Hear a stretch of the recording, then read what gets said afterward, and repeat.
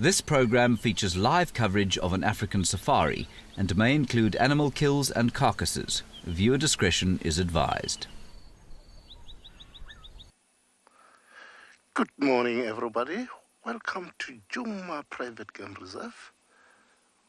We are right over here. My name is Raymond, together with Matthew in my camera. So we're just looking at nature, how pretty it is. It is sort of like a wonderful day today. It's not cold, it's not hot, but it's just a little bit cool. That's a very, very nice day for today.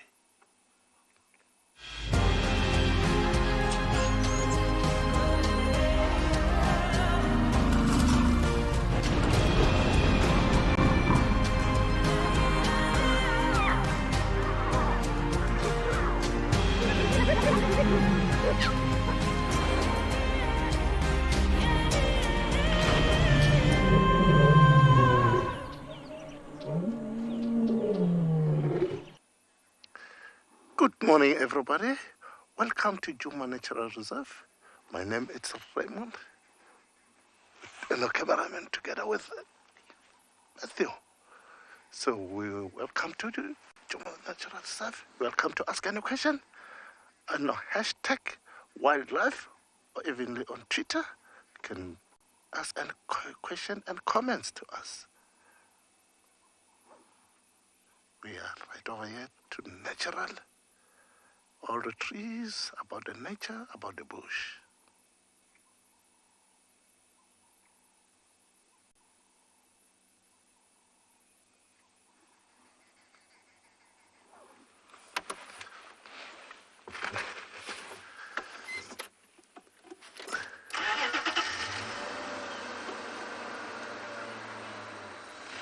So while we're driving, we might see something special around over here in the bush. Nature is playing its own role. Still I've got lots of opportunity to see some animals, to see some trees, to see some birds, to see everything that's interesting.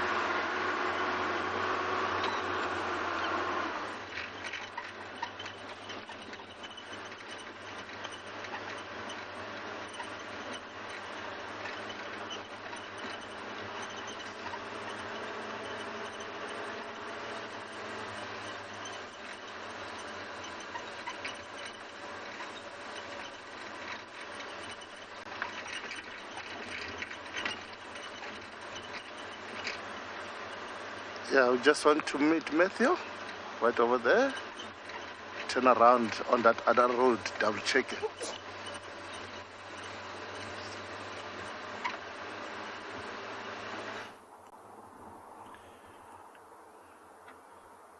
Welcome everyone to us at Pridelands and this lovely male impala who is looking a little nervous actually. Keeps looking down towards the drainage line. I wonder what he's smelt or seen. It's a nice cool morning. It's quite mild actually, but a little bit windy and a little bit hazy, but a lovely day otherwise. And we can't wait to show you what else might be around any of these corners in the bush. My name is Michael Anderson, and behind the camera is Gert. And as I said, we are here at Eco Training Pridelands Conservancy, just outside of Hoedspruit town. Beautiful, wonderful area, and it's part of the Greater Kruger National Park, so we're glad you could join us here. And we've still got this impala. He's walking off now. From this angle you can actually see his fur looks a little bit darker. I don't know if you'll actually be able to see him. He's just through the bushes there. He's very well hidden now. As you see, even though they are a kind of a bright color, they blend in so nicely with the environment, especially now in winter when everything is looking brown and orange and rusty. Blends in very, very nicely. I wonder where the rest of them are. We saw a few more earlier. We came back to check where they are and they seem to have moved off. But you can see his fur looks very fluffy because he's a bit chilly. He's trying to keep himself nice and warm. Of course, those black marks stick out very, very brightly on his hind quarters so that they can follow each other through the bush. And there he heads off amongst these sicklebush thickets. In the sicklebush area here, it's lots of grass, and impalas are mixed feeders, so they can also eat the sparse bushes. So there's a few still green leaves here and there on the sicklebush. So yeah, they are moving through here, and we'll go and see what else we can find.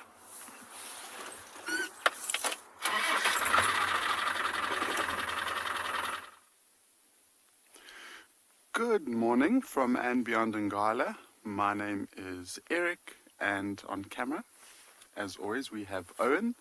We have started the day off really nicely with this beautiful herd of elephants that we've been sitting and watching for about 10 minutes or so. And so far we can see about 3 of them.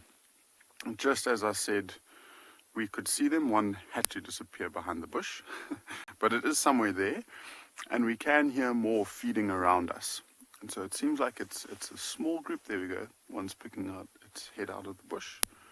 And this is the one that we've been watching for the most time. When you look at the side of its face, it's got very, very small tusks.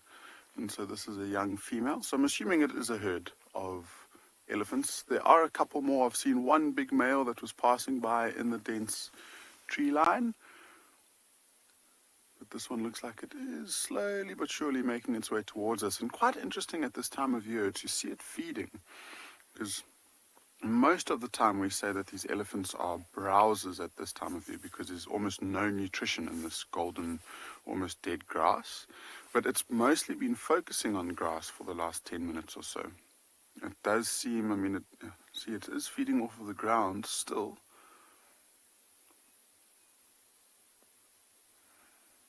It's hard to imagine how they can extract all of those nutrients they need to survive just eating grass. And buddy-wise, I've never seen a white elephant. I've heard of people seeing some sort of pale, leucistic-looking elephant who was almost a pink in color. I know there was 2 rangers on Ngala at the beginning of this year who saw a brand new elephant who was really, really pink and had these very pinky red eyes. But I've never seen it myself. I don't think it is very common in elephants. It's not common with any animal to be leucistic, but especially with a large elephant like this.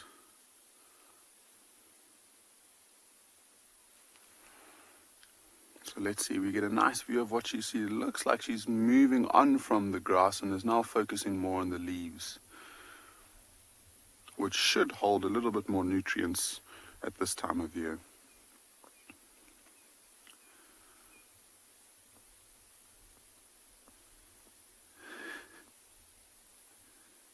And as she turns, if you look at that forehead and how square and angled it is, so that's one of the best ways to tell the difference between male and female elephants. And males tend to have a much, much, much rounder forehead than what she's got.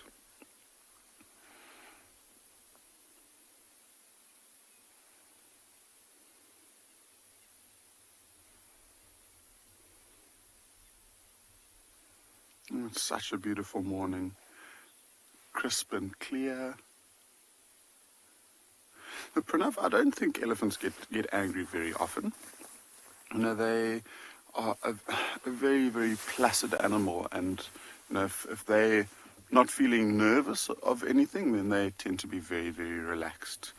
One of the things that will make a herd very nervous is a large elephant bull who comes in and starts misbehaving around the herd. And that tends to happen especially when there's a female who's an estrus, and this male's very interested in mating with her. And if he's misbehaving himself, he could be breaking branches and chasing other elephants around, and he could cause damage to much smaller elephants in the herd. And that tends to trigger the herd, and that's when they might become slightly more aggressive than what we usually see them to be.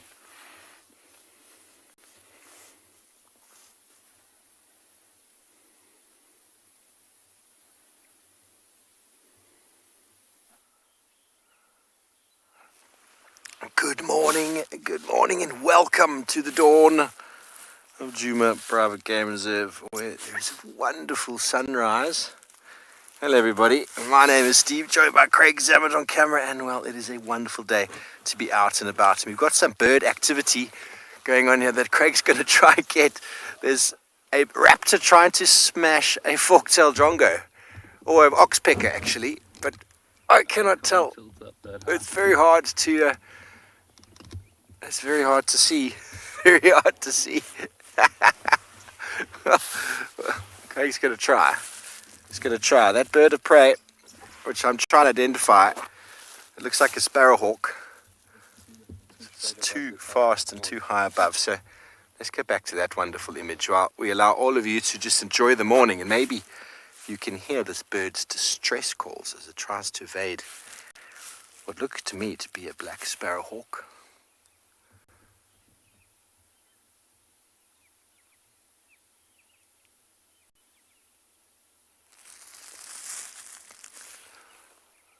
I have picked up on a track of a lioness on my favorite junction.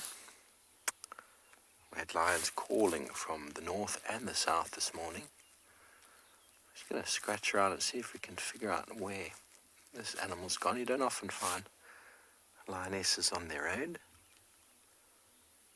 which means it's possible that the pride has been moving through as well. Just going to give you a moment just to soak all of that in.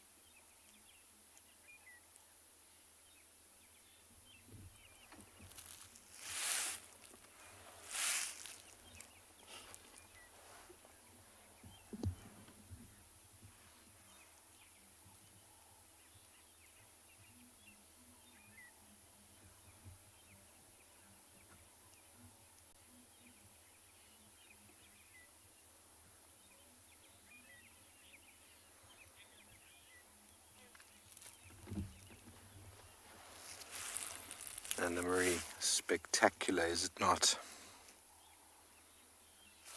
Spectacular morning. Welcome to the new day. Happy Monday, everybody. It's a bit of a bubble for us here. We only know days of the weeks when we get reminded of them, or when we know it's the day before food delivery. We're always very aware of Wednesday morning breakfast. Food arrives on a Wednesday. So everybody, that was definitely a black sparrowhawk that was hunting that oxpecker. Just had to double check. And their food is predominantly birds. That oxpecker was a bit too quick for him. Sorry about that disjointed start. We wanted to capture it for you, but, well, it is live.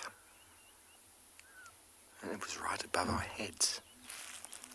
I was going to play the black sparrowhawk call for you in case you've never heard it before. Just have a listen to my hat.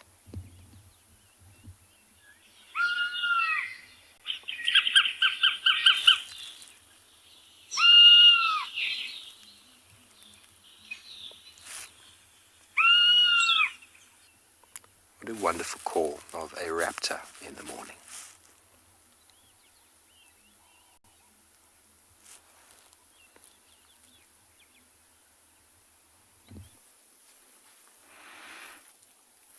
We are still with this herd of elephants, and luckily for us, we decided to sit and just listen. And I think we must have caught the front end of the herd, because the rest of the herd is moving through the trees, and we're seeing some really nice views of some small elephants. And this one that we have in frame right now is the smallest one that we've seen so far.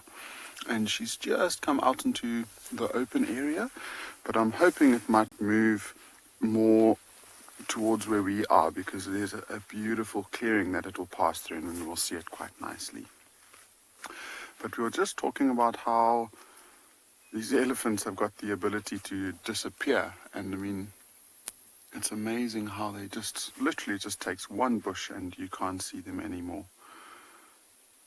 So there must be probably a total of about 20 elephants moving through this area.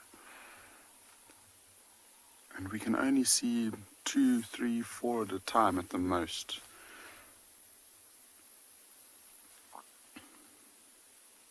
The majority of the ones that we've seen so far look like either adolescents or young adults.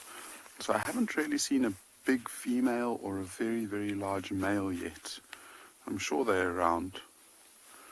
And you can just see the bush shaking, so that's from an elephant in there. And if you look very closely, literally all you can see is that tail. And what I found quite interesting is this elephant in here is a young male, and he was following the exact same path that that young female took.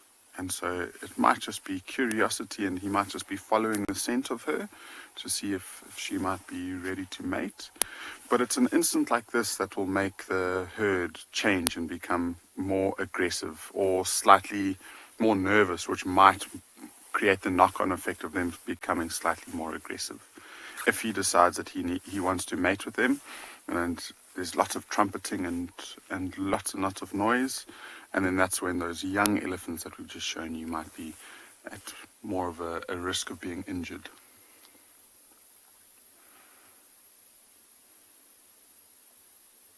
See, that one there, just looking through the trees, is also feeding on grass.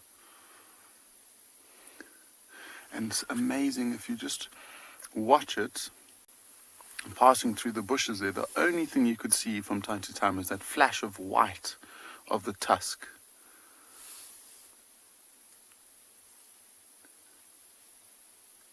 It's so noticeable sometimes, and when you're walking, that's a type of thing that you look for, is that white that sticks out against that green background. See, that one there is just put its trunk up in the air, and so the wind is blowing from us to it. It must have just been smelling our scent. Quick little smell, realizes that we're not a threat, and then it will carry on going.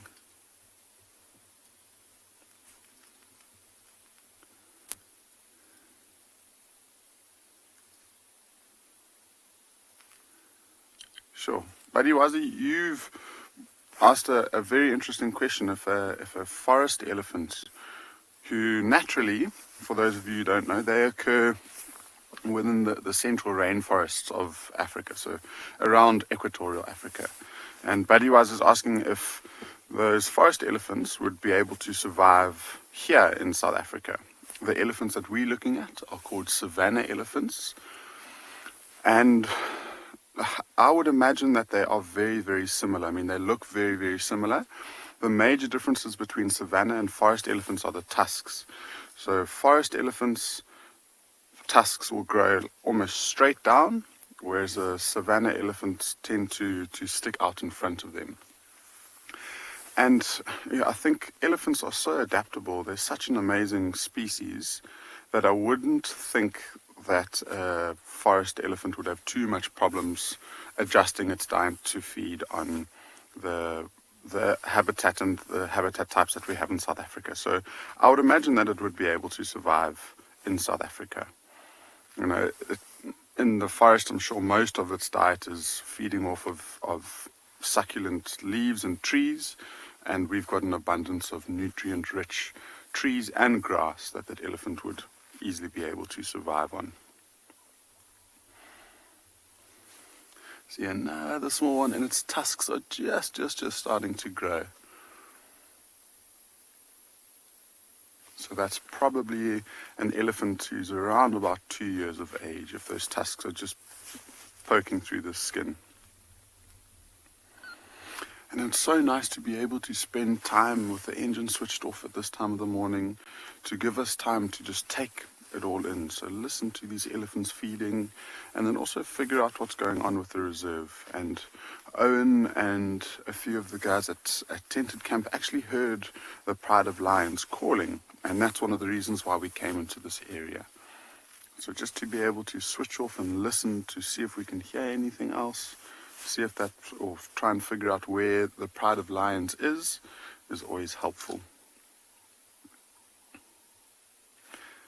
I mean, just to carry on with the conversation we were having about what can trigger elephants for them to become angry, a pride of lions, these elephants might perceive as a threat, and they would probably try and work together to chase the lions away from where they wanted to be.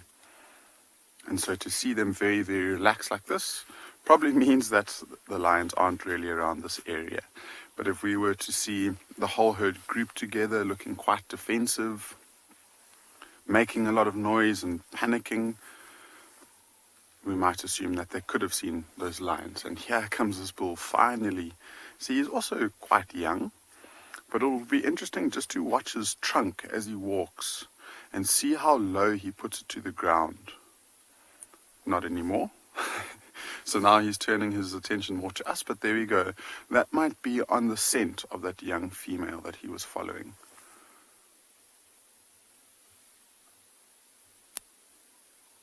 And again, just every now and again he'll put his two little digits close to the ground, have a sniff, and then carry on going.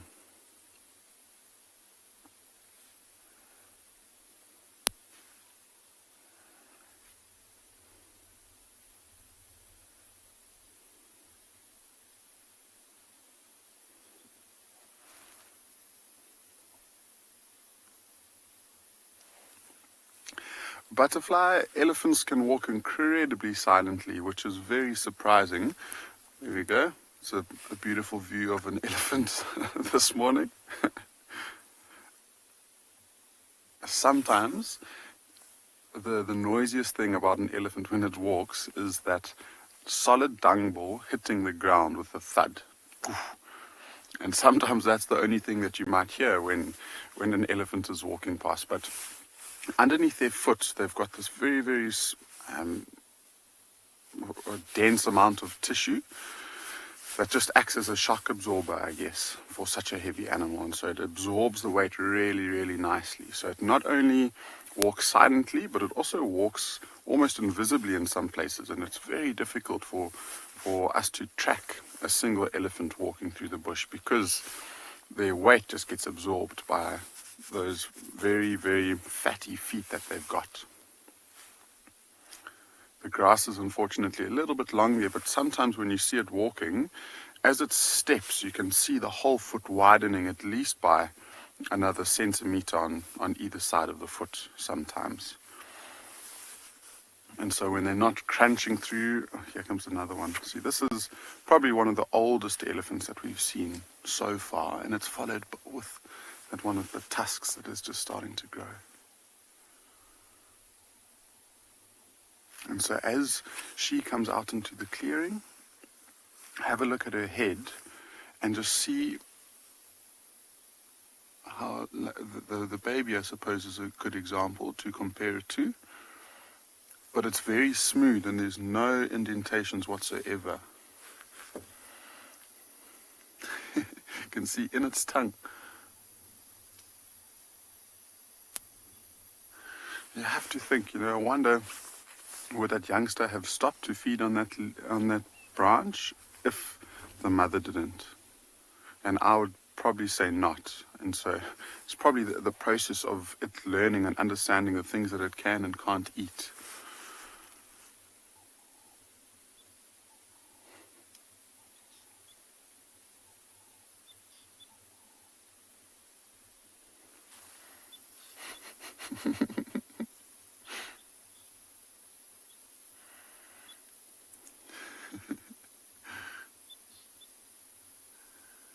Pretty skilled with its trunk at this age, managing to get that whole branch. That branch is pretty much as big as it.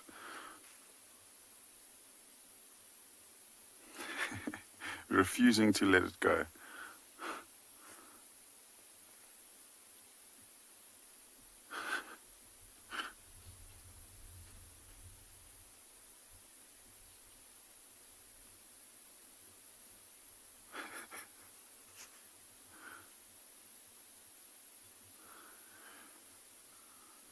looks like it's given up on feeding and it just wants to take the branch with it.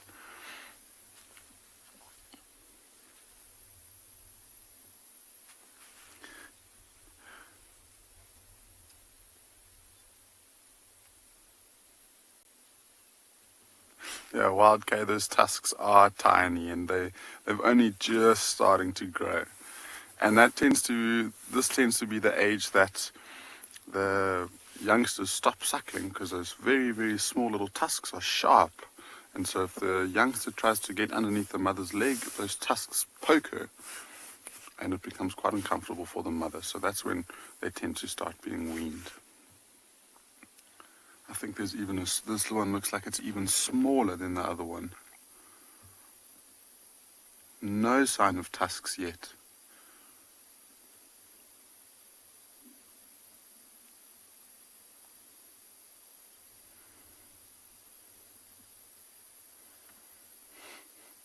Also got something to go.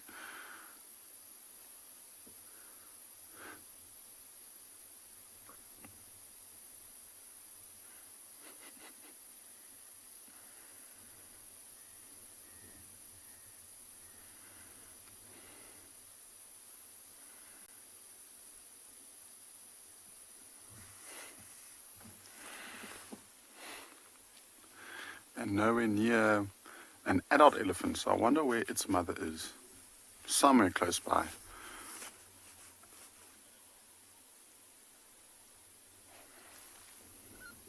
This one could be the mother. I suppose it's not too far off from that youngster. I think one of the most amazing things to see is the interaction with these smaller elephants when they start playing around with one another, and you see how much they interact with one another. Is a whole lot of fun. So it seems like the majority of them have passed by. There's that one that's feeding, it's quite far away. I think we might carry on from here and see what else we can find for the morning.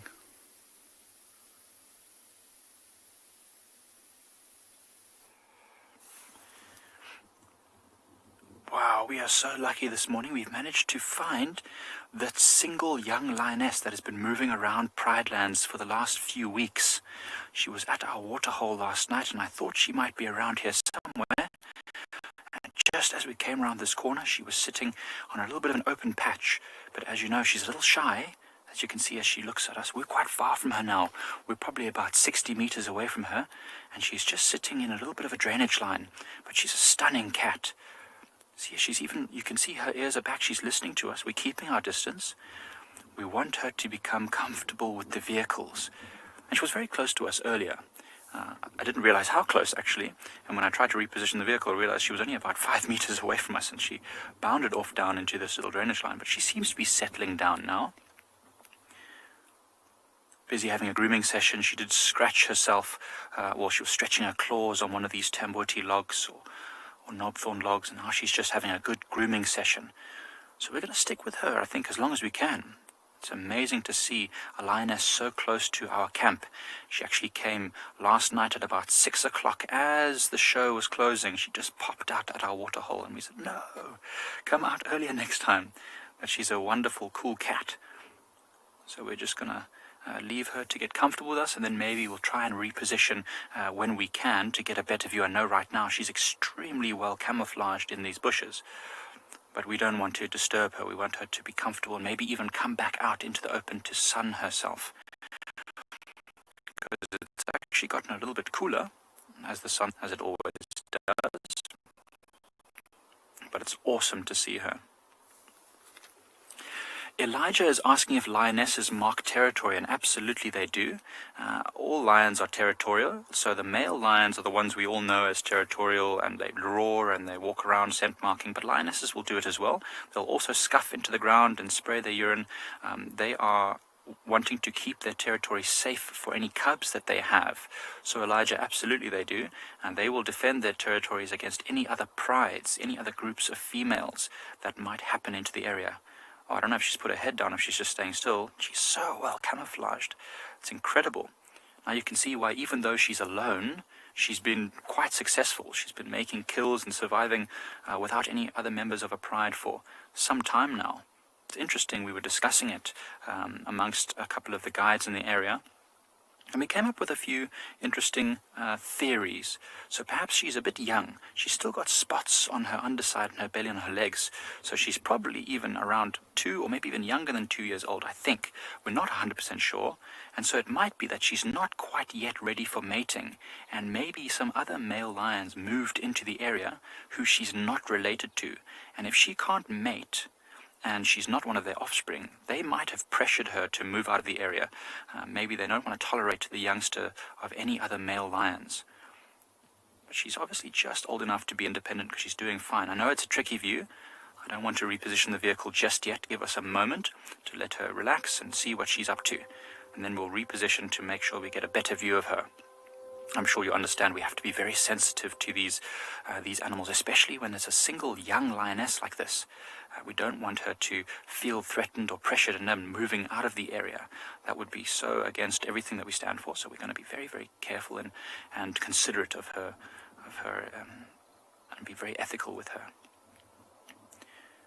But yes, so we think that she might have been pressured out by some other male lions that might have recently taken over an area near here. Oh, she seems like she's going to get up, maybe. No, she's still having a good old scratch. Without the rest of the members of a pride, she's probably struggling to keep herself very, very clean. Remember, they're very, very social animals, so they'll often groom each other in order to keep them as healthy as possible. You see, she's scratching quite a lot, so she might have a few ticks and fleas and other parasites that are just causing her a bit of discomfort. So she'll spend a lot of her day grooming. Oh, now she's settling down in this drainage line. She might end up staying here most of the day, which is great. It's very close to our camp, so it means we might get a chance to see her at the waterhole again. Right, now that she's settled down, I think I might try to reposition the vehicle. Gert, do you think if I move back, you might get a slightly better view? Oh, it's going to be tricky, hey? Well, we'll see what we can do. We'll stay here for now, and then maybe I can roll us forward a little bit. Let's just see if I can roll us forward just a tad there, Gert.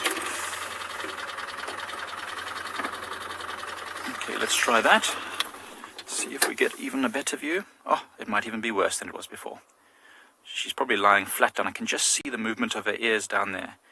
And now you know we were so lucky to spot this lioness. She happened to be in the open. If we'd have driven past here now where she is, we wouldn't even have known she was there. All I can see is an ear. Amazing. So it's often thought that lions won't survive on their own, but they certainly can. As you see, she's doing just well. She hasn't not eaten. She must have been hunting, but maybe she's focusing on smaller things. She's focusing on small things like duikers, maybe steenbok, maybe even ground birds, eggs, that kind of stuff. So, because she's focusing on these smaller things, we haven't necessarily seen the leftovers of her carcasses because she'll eat everything. She'll crunch those small bones. She won't leave anything left behind. And that's why we haven't seen the evidence of her feeding. But she's certainly in good condition, so she must be feeding. Now you can see the place that she's chosen. A little dense thicket right at the base of a bit of a drainage line. We can't drive over that area directly because it's quite open and bare. We don't want to cause erosion. Amanda's asking if she might rejoin the pride or her pride or a pride as she gets older, and definitely she will. I think she won't want to live her whole life on her own. It's probably just at this time now when she's feeling a bit pressured to leave. We've seen her with other lions before, other young male lions. So she's definitely socializing when she can, and we've been hearing lots of lions calling in the distance over the last week or two, and so she's certainly aware of lions, and she might even join up with them for short periods of time, but perhaps she's just waiting to find her niche, her spot in a pride before rejoining. But she is quite young, so she probably feels a little bit nervous. She's got her head up again, and she's busy looking. You see that? She's looking around. Maybe she's even thinking about hunting. It's a bit windy this morning, a little bit of a breeze. Lots of antelope around, lots of impala. So she might even think about hunting this morning. I don't know. There's a leopard that had made a kill a few days ago. You might have just caught a glimpse of it when we tried to put it on film about 2 yesterday or maybe the night before. And she might even have come into this area to investigate the remains of that carcass in a tree. Now, lions can't climb very well, but they certainly can climb a little bit, and that tree wouldn't be the most difficult for her to climb because there's a couple of branches low down, so she might even head towards that if she can smell it, and if she's hungry, she might even climb up that tree. Oh, she looks like she's looking across the drainage line now. If she walks, we'll have to relocate, and we might go through a no signal area. Jerry's asking why lions get ousted from the pride. Well, we're going to follow this lioness soon, but we're going to lose signal if we do follow her, so just be patient with that. But why, Jerry, lions might be ousted from a pride is because they might be the offspring of another male lion, which is not related, and maybe too young to mate, so not really useful for that new male if he wants to mate, and so they might oust them from a pride. But I'm going to try and just see if we can follow this lioness. Bear with me, everyone. Bear with us. All right, so hopefully we can find her again and we'll bring her back to you.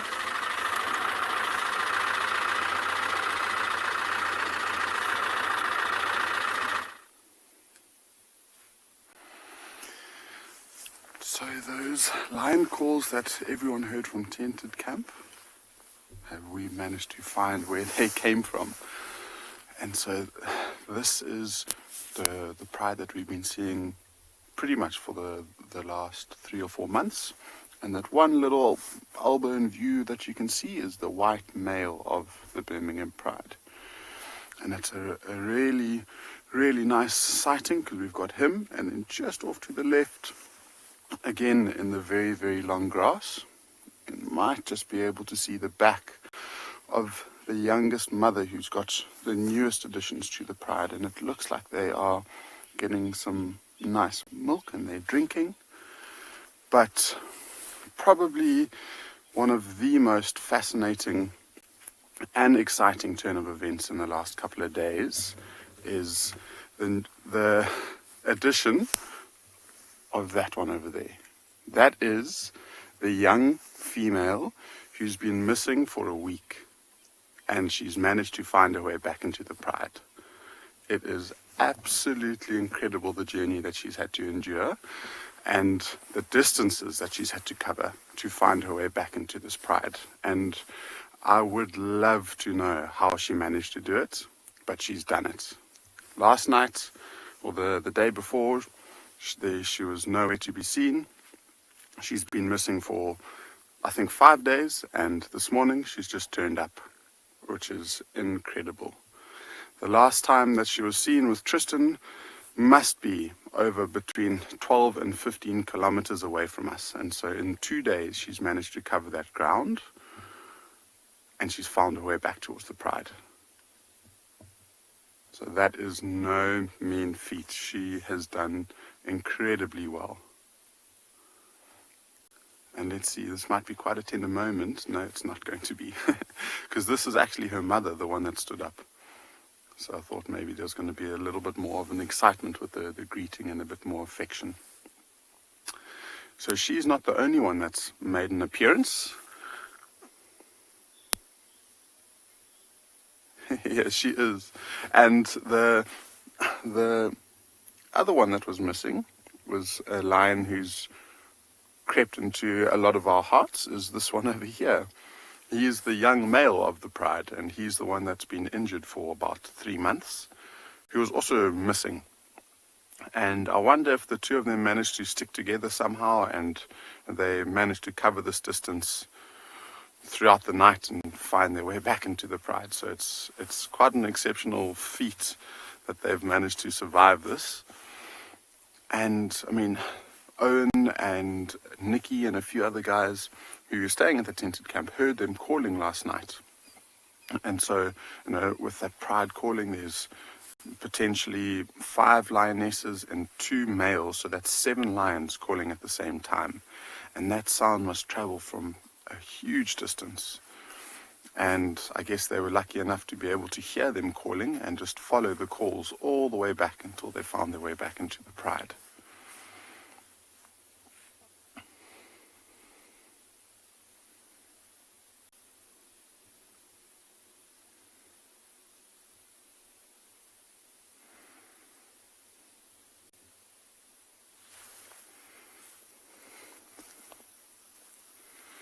And so she's gone and lain right in between two of the lion. It looks like one cub and one lioness, and I'm sure she must just be feeling like the most happy and grateful little lion cub in the whole entire world.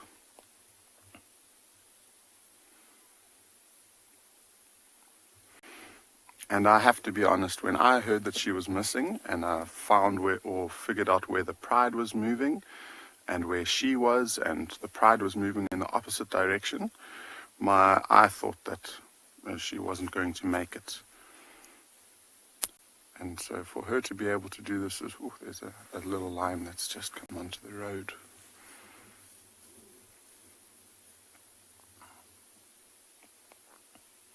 There we go. She's showing us her face. She still looks good. She's got one small little nick on her nose that looks new. I don't remember her having that before she left us. But if that's the only injury that she's got, I mean, that's quite incredible.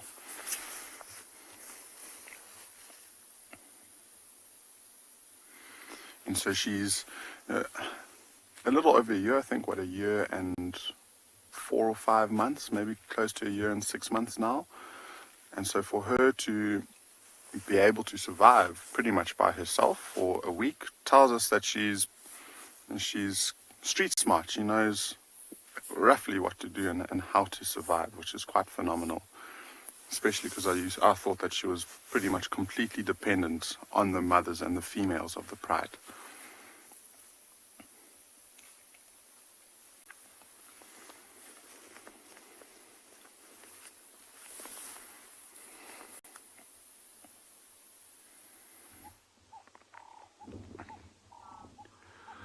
Good morning from a insanely awesome day out here at Tswalu Kalahari. Davy on camera doing what he does best, which is getting this amazing footage for you. And my name's Dylan, and this is so cool. So we get to this dam. I was just going to do a little normal opening segment. And here we've got 3 spotted hyenas. Okay, don't worry. The 2 small ones are jackals, and there's a spotted hyena standing at the back. Now they've chased something into this dam again. You'll remember that they chased the kudu into the waterhole the other day. Well, we didn't see them chase it in, but we got there, and from all the signs, the tracks around, you could see it was a spotted hyena kill. So here they've chased something else into this dam, and it seems to be a technique that they're picking up on now. And I can't see what it is, but it looks like a young gemsbuck, but I'm really not entirely sure, but I'm just going on the coloration of that. And there you can see that old spotty there. There were 2 others here as well. They've just moved off now, and there was a bit of squealing in the background. So I don't know what's going on there. But this is so exciting, and it took me completely by surprise. I was like ambling up to the dam. Yeah, we'll just do like the segment, and next thing, he has spotted hyenas on a kill. So it just shows, always expect the unexpected.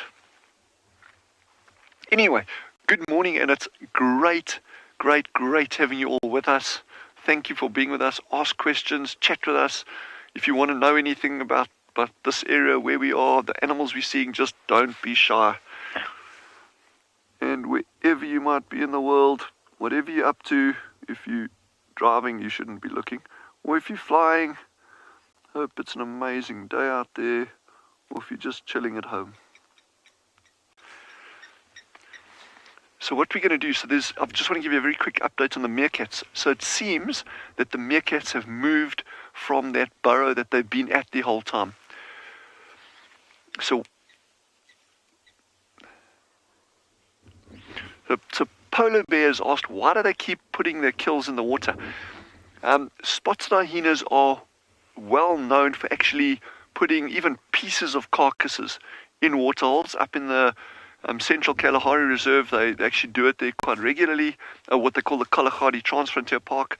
But I think what's happening here, it's not so much that they're placing the kill in the water, as opposed to actually chasing animals into the water and catching them on the edge of the water over here. I think that's what's happening more than them actually placing the carcass in the water. So it's very interesting. But what I was saying about the meerkats is, so Rebecca, our meerkat habituator, she says it seems like the meerkats have actually shifted their burrows. So they're going to be following up on where those meerkats are this morning and this afternoon. So we'll be back with the meerkats hopefully again tomorrow morning.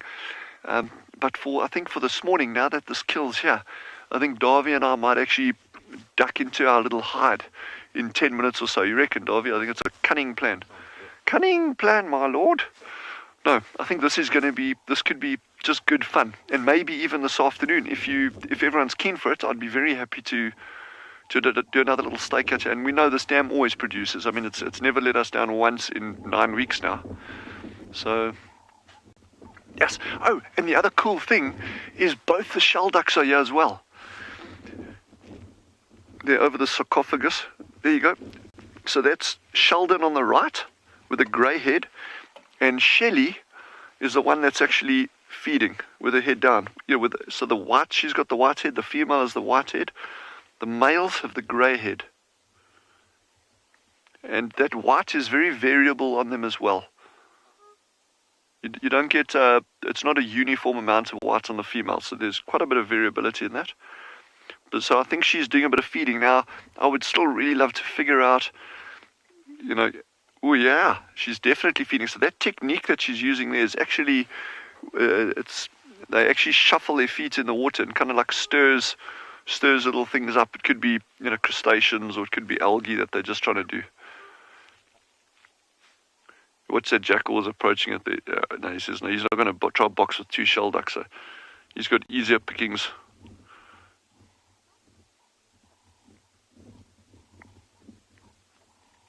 So why I want to spend some time in this hide is that carcass in the water is going to drive the jackals crazy. Makana's asked, why are the hyenas and jackals following each other? So they are both scavengers, but they are also both superb hunters.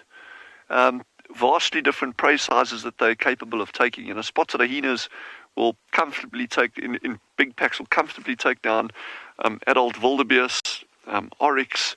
We've seen, on Tswalu, we've seen individual spotted hyenas catching adult bull kudu, adult male kudu. I mean, that's a big prey item for a single hyena, but they're capable of doing that.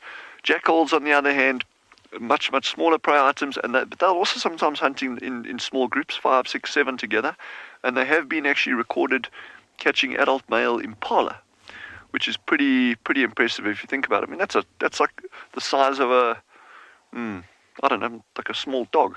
Why? Because it is a small dog. No, it's a small canid, but they, if they're hunting in groups and that, they'll take down fairly large prey items like impala. But yeah, I'm very excited about this. So I think for this morning, we'll just get stuck into the little hide there and just see what happens. And then Rebecca can just follow up on the meerkats. That'll help us quite a bit going forward. And then maybe for tomorrow morning we can be back on the little meerkats. But I'm quite happy about this carcass being in the water, because it's going to drive the jackals absolutely batty. Because they'll walk through that water to get to it, but it's certainly not going to be their preferred choice. They would far rather not get their feet wet if they can help it. But yeah, so let's see what happens. Hey, maybe we sit there, we don't see anything, but already what we've seen this morning is just brilliant.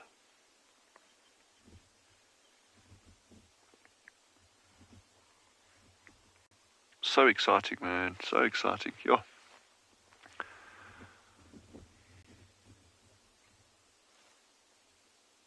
I love it. And the soft pastel shades along the skyline behind where that jackal's sitting there. He is just nice and relaxed though. He says no, he's not going anywhere. He's going to wait there. He's going to wait for someone bigger to come pull that carcass out for him, and then he'll get stuck in. We will volunteer Davy to swim across there, through the crocodile-infested swamp.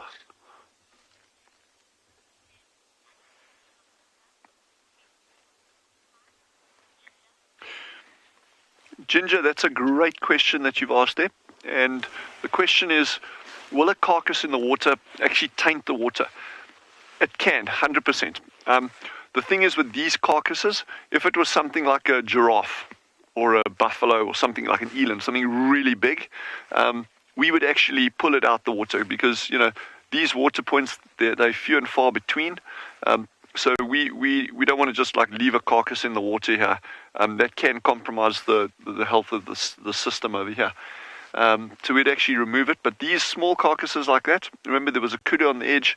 In fact, you can, if you pan over to that kudu to right to the left over here, you can just see what's left of that kudu. You know, they made short thrift of that. So, yeah, with these kind of size carcasses, there's not, oh, look at that, that's pretty cool, eh? Yeah, there's not much left to end up in the water and contaminate the water and that, so we wouldn't have to worry about it. But I'm just really interested in this. This is it seems that these hyenas are picking up on a technique here.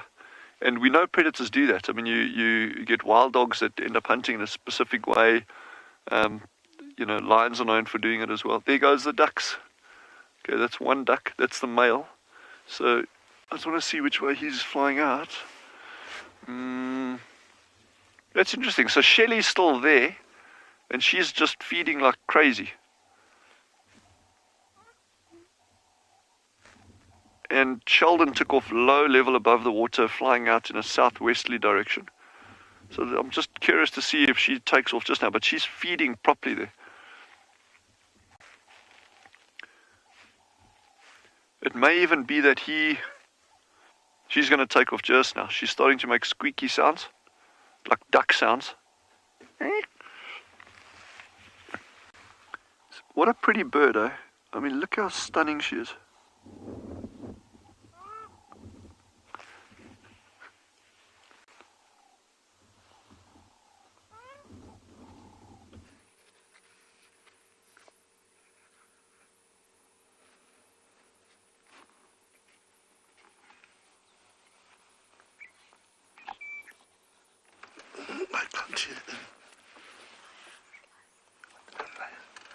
Good morning, everybody. We are on a Tswalu Natural Reserve, so we have got a good sighting of impalas. So it is ahead of Patula, which we are with them right over here. Those impalas, they look like as they heard something, as they wandering. I don't understand what's happening. So you can see them. They are not relaxing, and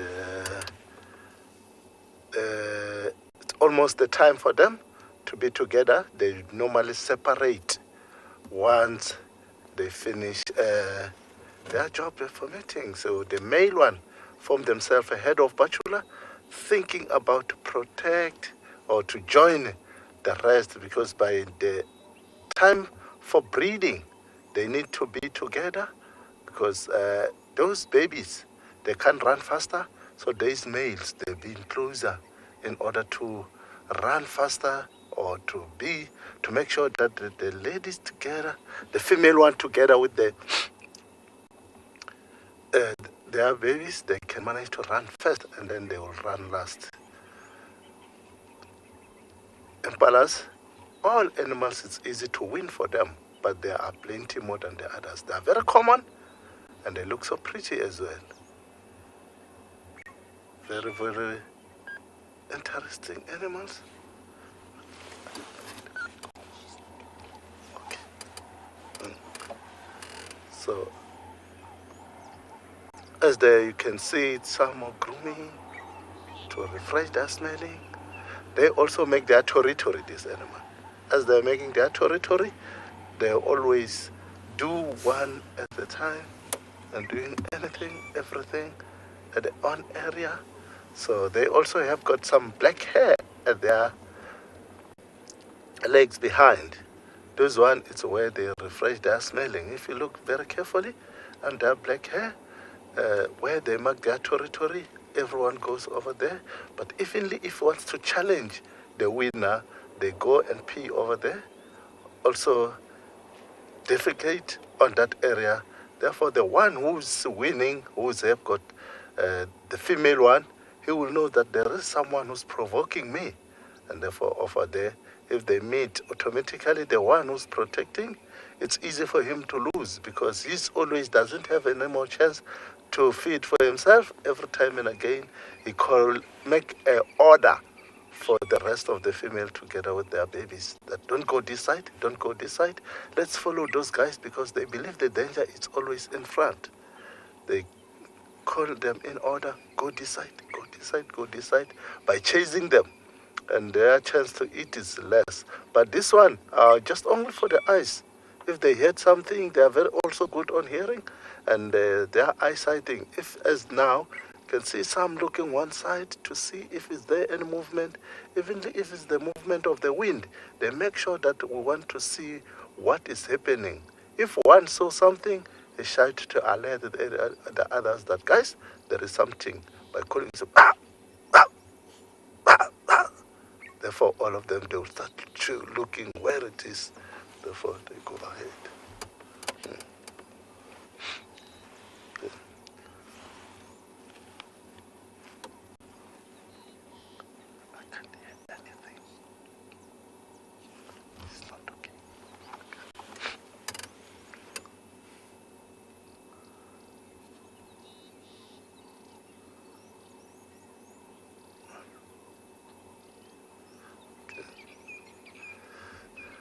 So we like to drive to see around. We just managed to see some footprint of a leopard right over here. So we want to go on a cut line to see if the leopard did cross to Gary, small Gary, or they're still in this our area.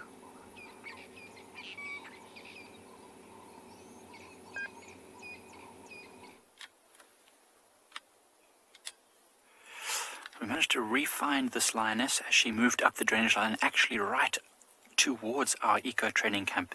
She's sitting right now about 50 meters away from the closest tents, so you might hear some voices. Our students are actually leaving today, and so there's a lot of excitement and a lot of people, getting ready to leave. And so she's sitting right outside the camp, she's just listening. She's very curious, young lioness.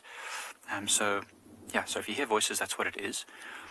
And she seems to be alert. She's sniffing the wind. She did just chase some impalas earlier. I don't know if she's young and fairly inexperienced, so she didn't make a great attempt of it. She ran, and then they saw her and ran off. In fact, they didn't even really alarm call. I think they weren't really worried about her. They had plenty of warning to run off. But yeah, she's definitely alert and active this morning, which is great to see. You can see she's very curious of the camp, and she keeps seeing people moving about the tents every now and again. We have let everyone know, obviously, that there is a lion around, so they are aware of it and they are being careful. We've been with these students for quite a few months now, so they should know how to behave. one would hope. But just so cautious with this golden backlight. There's such a soft light today. And the nice cool breeze means that this lion could possibly be active quite a lot of the morning. It's good to see. I do hope that she is successful in her hunting over the next day or two, because that would mean she'll stick around even longer, which would be great. So there's a vehicle driving now, do you see, leaving our camp, and she's somehow interested. I wonder if there's another animal around. Maybe there's a lot of nyala and impala that hang around our camp, so I wonder if perhaps the movement of the vehicle is moving antelope. It's very interesting behavior, very curious for this young lioness. We've seen her about the camp quite a few nights where we hear something and we, peer out your tent and you see she's having a standoff with buffalo at the water's edge, or she's, playing with the elephants. She's, got that young attitude. I can't see her now. She's just moved onto this drainage line. I think she's just moving off to the right of your screen there, Gert. Somewhere around there, you can just see her flanks. Yeah, there she's moving. Wow, look at her. She's really using the drainage line to full effect, to move up and down and not be seen by anything, human or otherwise. Just coming up on the other side there. She's just back there a little bit more. Just back a little bit. The other way, left. Yeah, she's just in that main thicket close to that big stem. She's just stopped there. Straight ahead of us. Amazing camouflage. I'm sure she'll move again shortly, and then she'll come into the screen if she keeps going the way she was. Amazing how she can move unseen like this. And I mean, she's probably around our camp very frequently. And so, yeah, a lot of times we don't even know she's there. She's probably, just standing right off the pathway and we walk right past her. Remember, animals don't want conflict with us as humans. They want to move around in this natural area and do their thing. And they'll move out of our way for the most part. Alistair, we have lions in our camp all the time. This lioness, in fact, has basically taken up residence in and around this waterhole, which is right next to our camp. And so, yeah, she's in the camp frequently. I think she's on the move again, maybe. I thought I just saw a movement. But yes, as I said, we share this environment with these animals. They've been here for millennia, and we've moved in again after having left our natural, roots where we, our ancestors were moving around here in these bush areas. Pretty much in harmony with these animals for the most part. So that's what we're doing. We're not disturbing her, and she's not going to bother us. We're not part of her menu, so to speak. It's wonderful just to spend time with her.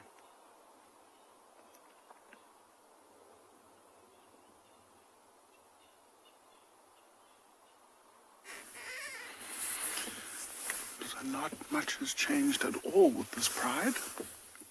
We do, however, have a slightly better view of the two youngest lions, and they're still suckling, so we can just see the top of their heads and the top of their ears and see them moving around. On the odd occasion they might peer over their mom's belly and have a look at us, but they're very interested in trying to get as much milk as they possibly can for now. And they have grown so much since I last saw them. It's also been maybe about a week and a half or so since I last saw them. They just seem to be growing by the day. And the female, 2 nights ago, decided to go off and hunt with the pride. So she actually left the cubs in this exact spot. And they were all by themselves for the day. And the pride obviously went to go off and hunt. I don't know if they were successful. If they were, it must have been something small because they don't look completely full. But then she must have come straight back to try and feed her cubs, and then I'm just assuming that the rest of the pride would have followed her back into this area. So they're all scattered around in this very long grass, enjoying the winter's morning sun. So on either side of this termite mound, there are a couple on the left over there. You might just be able to see over the top of the grass, and then the rest of the pride are on the other side.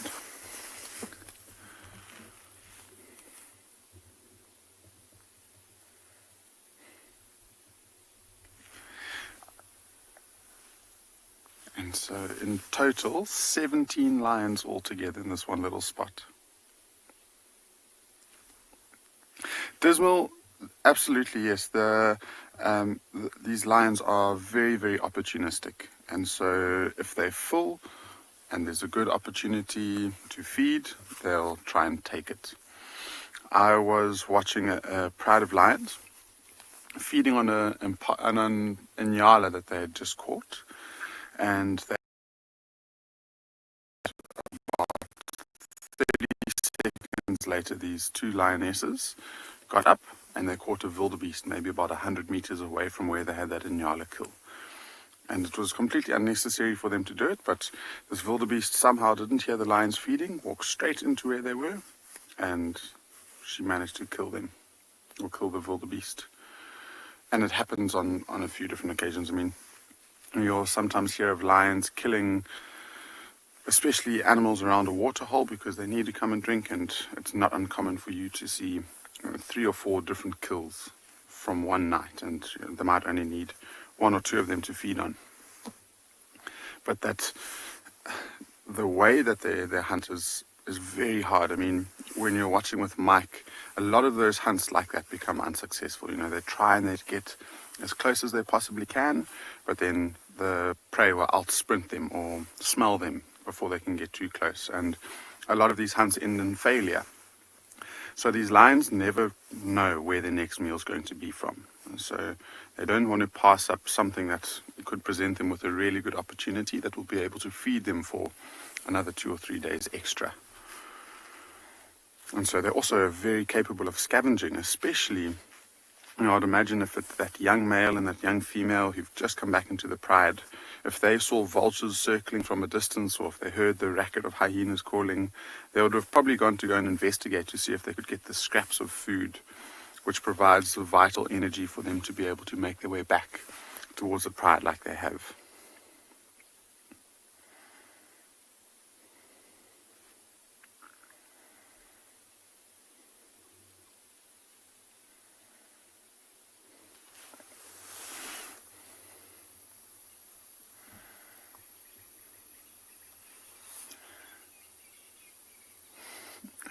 And it's all we're seeing is the bodies of lions sleeping in the grass, and so we're not getting the best views of them. But I mean, it's just such an amazing story to be able to be here and see that the young male, the young white females made their way back in towards the pride. So it's quite an incredible story for this pride.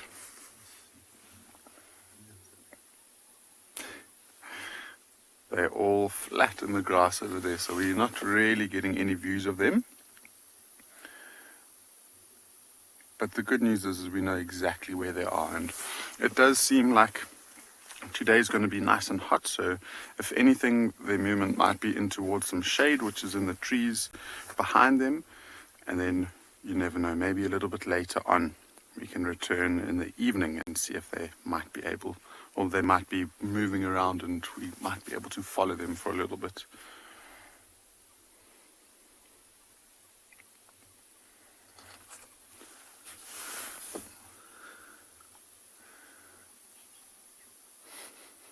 So reacting to noises every now and again.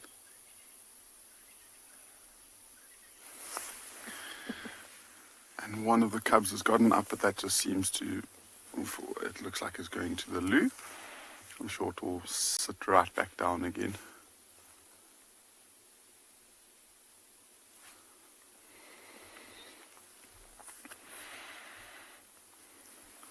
It's amazing, they haven't moved far at all in the last couple of days. They're almost like they do a loop and then they come back.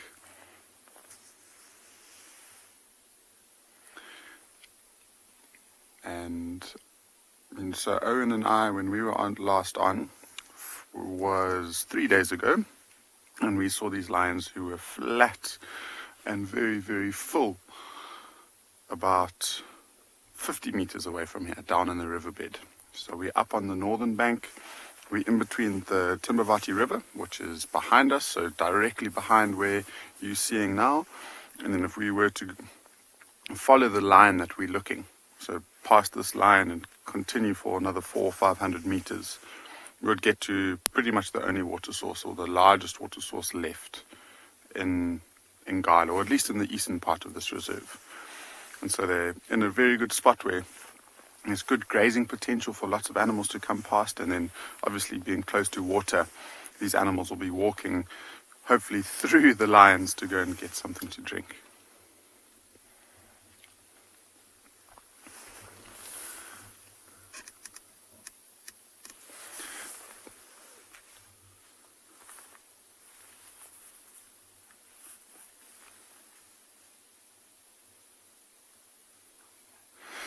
I'm just going to quickly reposition a little bit, only because one of the young cubs has actually made its way out onto the road, and so we might be able to see, well, not the young cub, but one of the older ones, and we might be able to see a few more lions if they poke up their heads.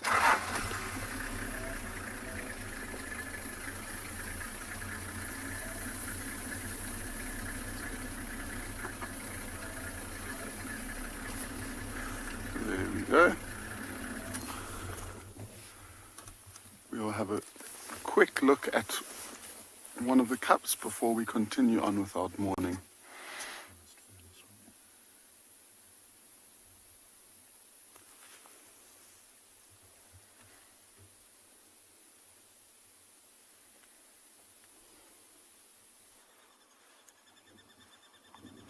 We are still sitting with our gorgeous young lioness, She's still very, very close to our eco-training camp. She's moved into a slightly thicker area on the edge of a termite mound, and she's just looking over the edge of the termite mound towards the camp. One vehicle did leave, one vehicle full of students heading home after many months in the bush during all this lockdown phase, and so they're very excited. So the noise of their departure had her a little bit interested, and she came and sat on this termite mound. Now that they've all gone quiet again, she seems to be settling. I think this might be where she settles for the day. Nice soft sand in this drainage line, big trees to shelter her. Many animals come down throughout the day to drink. And so if she's interested in hunting, it's a perfect opportunity. She's downwind of the waterhole, meaning any animals that come to the water will not smell her. And then she could get a chance to perhaps hunt successfully, which would be fantastic. This lioness, we don't know exactly her history or where she's come from or what pride she's come from, although we'll slowly piece it together. There's a lot of collaboration in this area to figure out where all the lions come from, their lineages. But this lioness has been affectionately nicknamed Lagatha by the landowners here at Pride Lands, because we've seen her always hunting on her own and picking fights with buffalo and playing with elephant. And if you know the story of the Vikings, Lagatha was a shield maiden, very, very brave and heroic.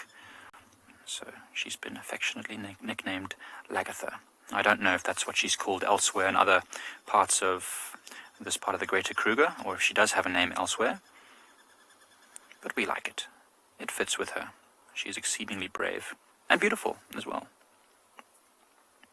You can see those amber-colored eyes just looking forward past the camp and towards the waterhole as well. A lot of impalas come down usually at about 9 or 10 o'clock as the game drives all finish.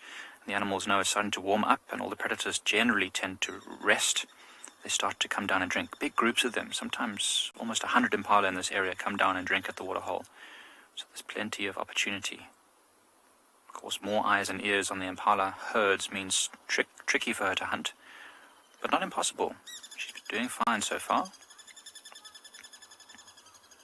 And if you can hear that bird calling as a crested barbet, making a very, very monotone, repetitive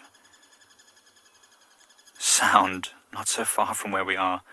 I wonder if that sound ever gives the lions a bit of frustration. Sometimes you see them snapping at things. Laya's asking, what will she eat if she gets hungry? Well, the answer to that is anything that she can, to be honest. Especially lions that are getting hungry, maybe desperate, or not necessarily desperate, but opportunistic.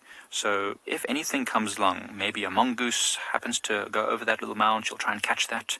A young warthog maybe, not a big warthog, because she's maybe fairly inexperienced. A big warthog is quite a dangerous foe.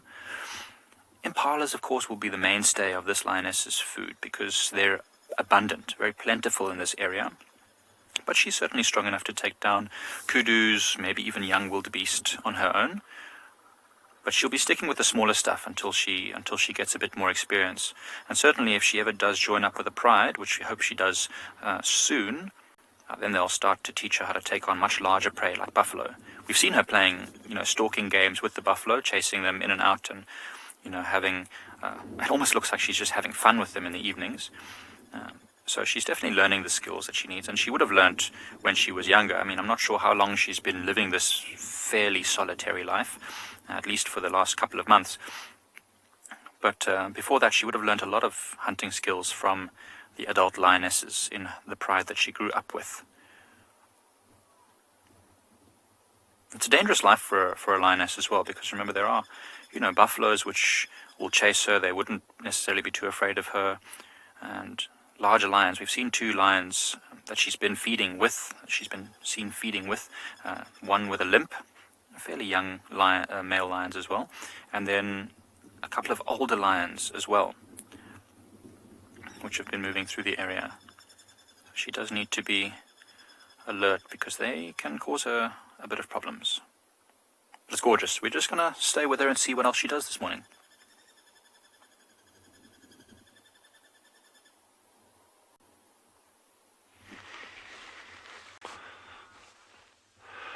So we confirmed this is actually a gemsbuck, so it is definitely a gemsbuck that they killed. Doesn't look like an adult one though, so Yeah, that's quite interesting. But my goodness, what went on here during the early hours of the morning, eh? Some interesting stuff.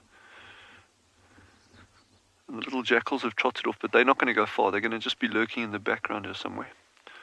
So I just want to just sit here quietly and wait this morning. And then I think I'll decide later today.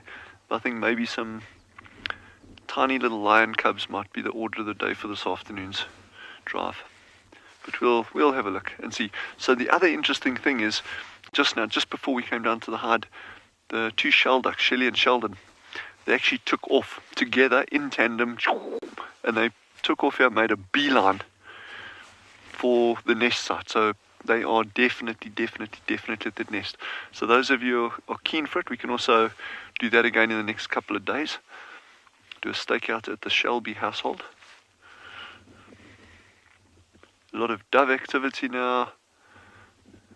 So and the sun's almost up. In 10 minutes it's going to be over that hill, maybe not even 10 minutes. And then we're going to get quite a nice flurry of bird activity. There's a cool breeze, same as yesterday, not yesterday, the day before, coming out the northeast. But it's not a cold front. Well, it certainly doesn't feel like a cold front, but it's nippy. It's just the early hours of the morning. I think I'm going to be wrong on that 10 minutes in the sun. I think it's going to be a lot sooner than that.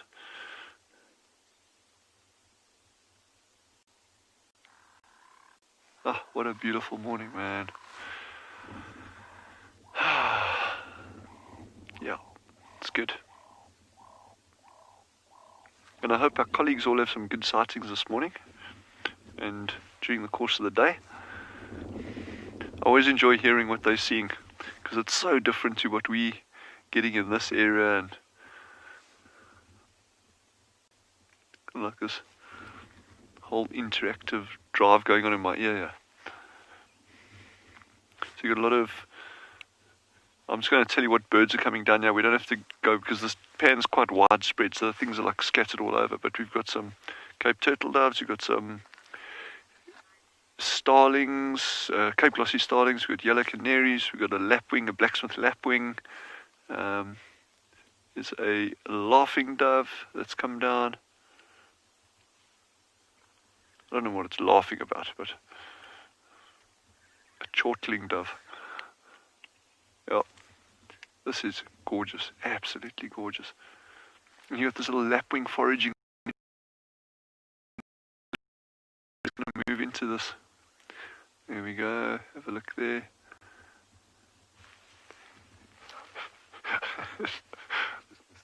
There he is, yeah.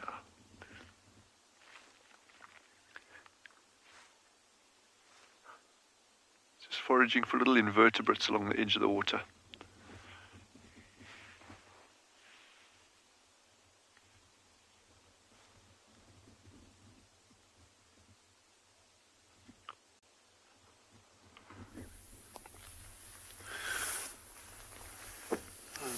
This is one of the dominant males of the pride with his head up.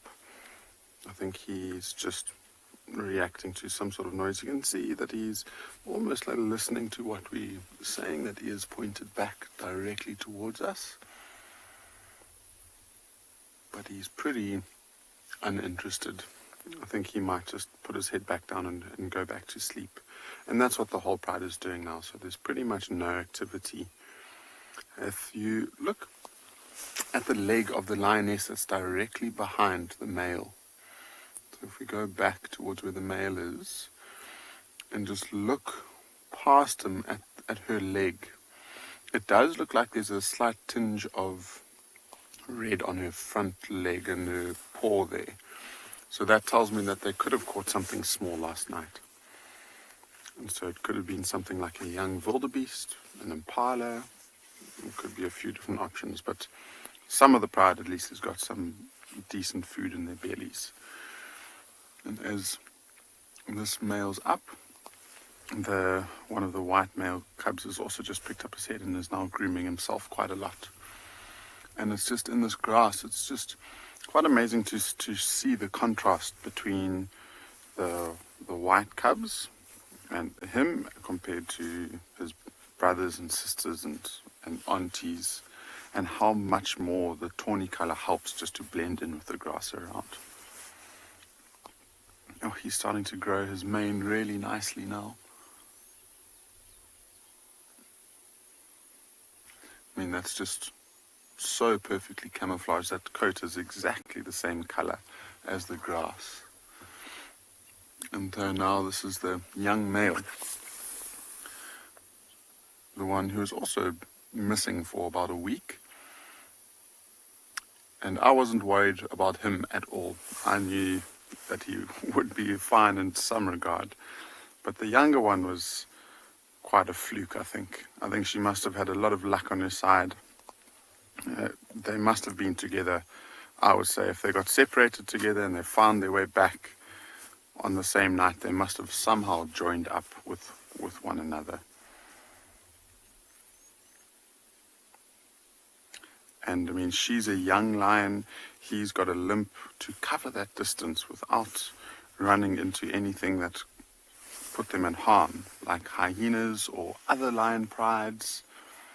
It's very, very, very special. And that white one is just turning its head and facing towards us, so we'll get to see a lion's face for the first time in the sighting.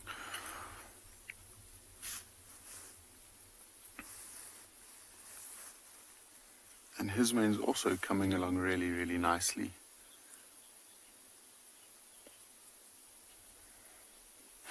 So Angie, I think with lions, they're quite unique compared to different cats. And one of the ways that they can learn to hunt is by playing with their brothers and sisters, which things like leopard and to a certain extent cheetah maybe don't have as many brothers and sisters to play with.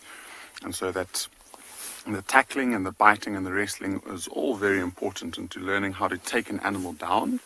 But at this stage, because they're following the pride a lot, they'll probably learn a lot by watching what the females do. And so they're not getting left in a particular spot like the two youngest ones are still. They're following the pride, and that's one of the reasons why this pride is able to cover so much distance recently. And so when the females are interested in something, they'll give off little body language signs that hopefully if the cubs are listening, they'll just sit down and watch, and then they'll be able to watch as the mothers plot and plan their hunt. And it won't be much longer until they actively start joining in. I mean, for this white male, he's a male, so it will take him probably a little bit longer, and he might not join in as much as his cousins. So the females of the litter will be a lot more active than what he is, and they'll try and hunt with the pride. And I'm sure it takes a number of years to get completely good at it. I mean, the two oldest lionesses now are very, very skilled huntresses. And even then, I mean, their success rate is very, very low. Must be, I don't know, probably between 2 or 3 out of 10 hunts turn into a success. And so they have to keep trying and trying and trying. And that's just how they learn, I guess, is through trial and error. I'm sure there's also some sort of instinct in a cat that will teach. Oh, one of the young cubs is moving just behind the white one. And it's gone. Might just be able to see the movement of the grass.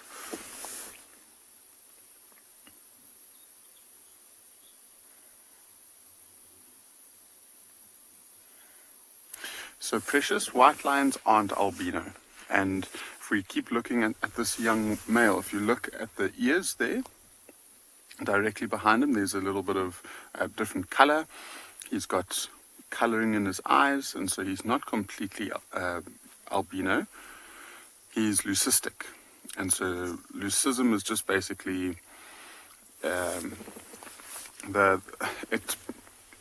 it's caused by the lack of melanin in the skin. So the pigment melanin gets blocked somehow, and it turns these lines into white.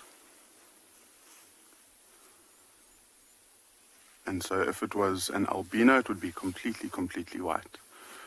but it's still got some pigment and some funny colorations in the ears, on the paws, on the tail.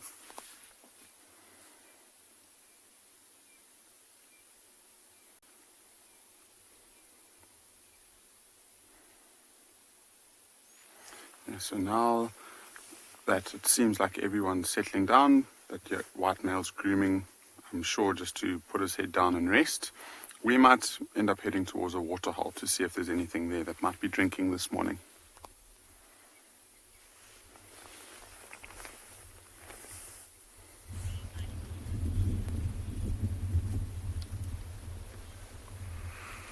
Good morning, everyone, and welcome to and beyond Private Game Reserve. My name is Damon. Behind the camera, we've got Marcel. We're a little bit late to the party this morning. It's been raining quite heavily down here in Mapuche land, quite uncharacteristically for this time of year. But we've eventually managed to get out, and look at this. Myself and Marcel have managed to catch up with a mother cheetah and her 2 cubs. Have a look at the weather behind her. Oh my goodness. Looks like there's more rain heading towards us. I'm just going to have a look through my binoculars, try and get a better look at this mother cheetah's tummy. We haven't seen her in a few days now, and it would be good to know if she is on the hunt, because that will of course determine how much moving she does today. And just looking through my binoculars, it looks like her belly is quite empty. So she'll be wanting to get on the move with her youngsters and go out and try and find food. Oh, look at her! Jumping up onto that tree.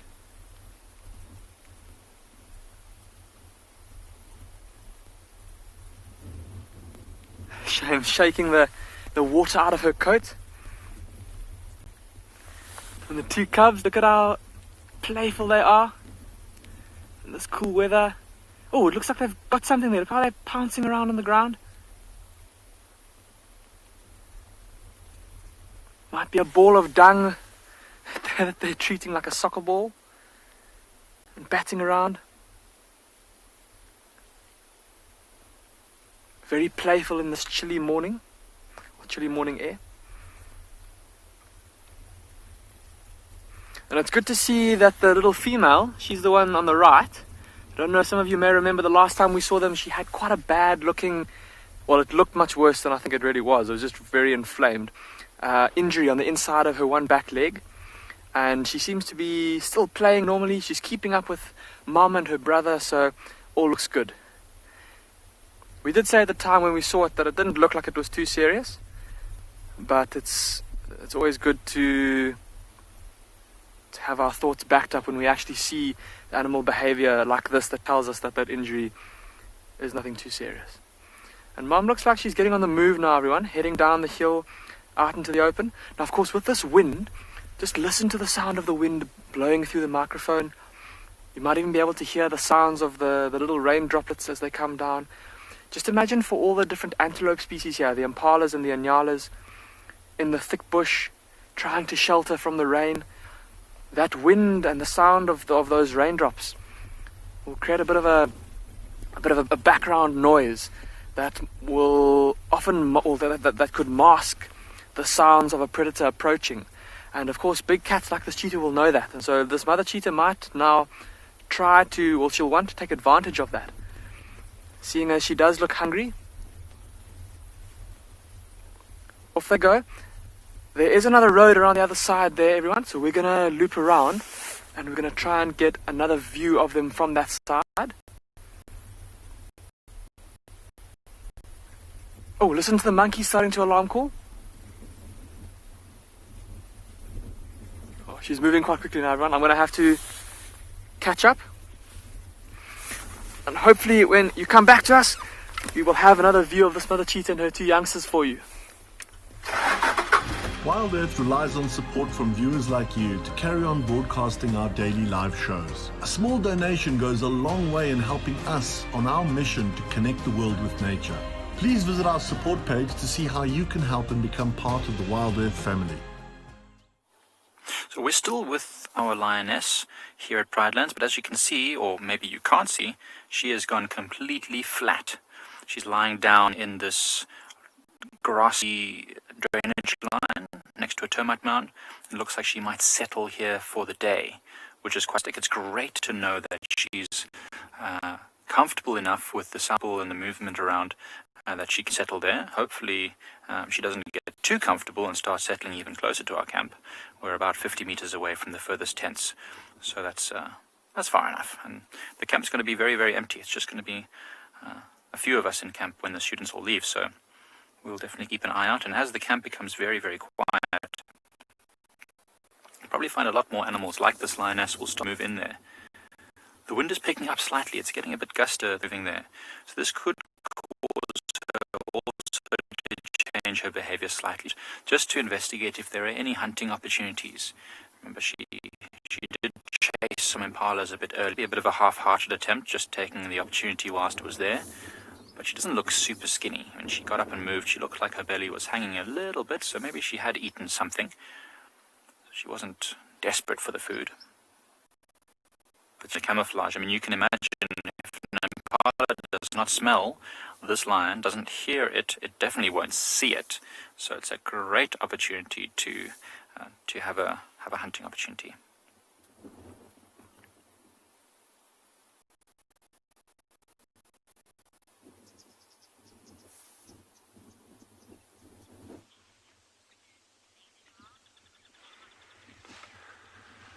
Yeah, so we just had a little jackal that approached, and he walked up to the edge of the water where the carcass is there. And then you can see this is going to be really tantalizing during the course of the day, because these little jacks, like I said, they can walk through that water. It's very, very shallow, but they're also like, well, why? You know, they haven't been battling for food. There's a lot of carcasses around here. There's a lot of predation. So I don't think these jacks are definitely not hungry jackal. So I don't think there's a huge amount of urgency to get to that carcass. And also it's like they prefer foraging like late in the afternoon and then going into the evening. So you may find that they've already been nibbling on bits and pieces here in between the spotted hyenas going for it. So I think they're probably just going to take it easy during the course of the day, find a place where they can just lie down out of the wind, and then this evening they'll start feeding. Ashley's asked, can jackals swim? Jackals can swim very, very well, but I'll show you something else that can swim. But how pretty is this? Look at the birds bathing on the far side there. Stunning with that light. Some of them are actually dust bathing, and others are actually bathing in the water. But we'll keep it there, and you'll see they're going to start coming down. So what's happening? The birds are starting to like roll in and out of these bushes now. As it's warmed up, you're getting more and more birds coming down, and again, they're always super, super, super nervous around water bodies like this, just because of the threat of predation. And that threat of predation is so, so, so important for the health of ecosystems. Crazy as it sounds, but just look at that light. That's absolutely stunning. That backlight on the water being thrown up there. Hey. Wow, wow, wow, wow.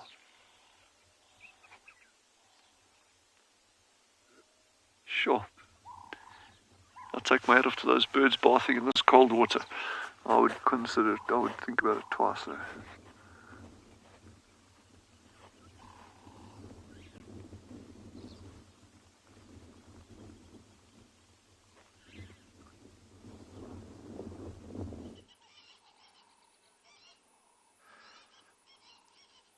Welcome to me as well. We are still right over here in front. We have got some squirrel on top of Jackalberry which are shouting. We're trying to relocate the leopard which was on the dam. Unfortunately, we can't find them. But the squirrel, they also identified to us that this leopard, it might be still around right over here. So the squirrel, together with the birds, sometimes they do help, as there was a lot of impala right over here. Due to the shouting of those squirrels, the impalas did manage to walk away. Maybe this leopard is just lying down right over here. It is an opportunity for those other animals as they are communicating with the shouting of the other one.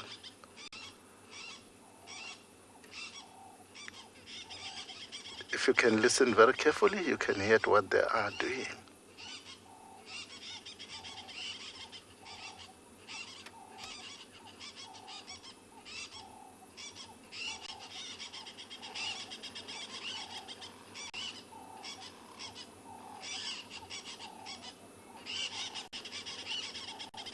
Stations found where these lines crossed into woods from Marble Race.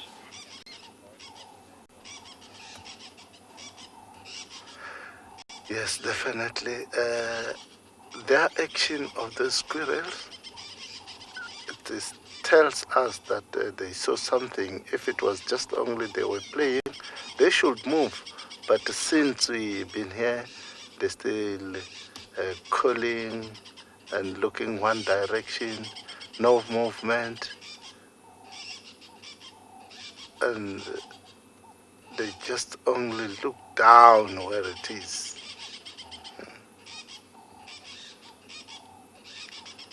We believe anytime maybe it can move. If it can move, it's easy for us that we can see, because whatever way we are on an angle that if it's going to move towards west, we can see, unless if it can move towards south, we can see, unless if it can move towards west, it will be difficult for us to see that leopard. But I believe those squirrels will keep on showing us where this leopard going to.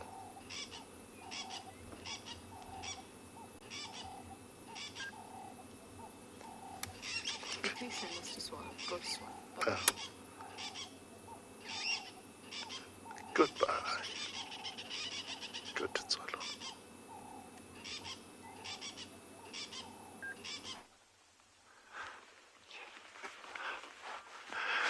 Guys, I am over the moon. I cannot believe what we've just found. I cannot believe it.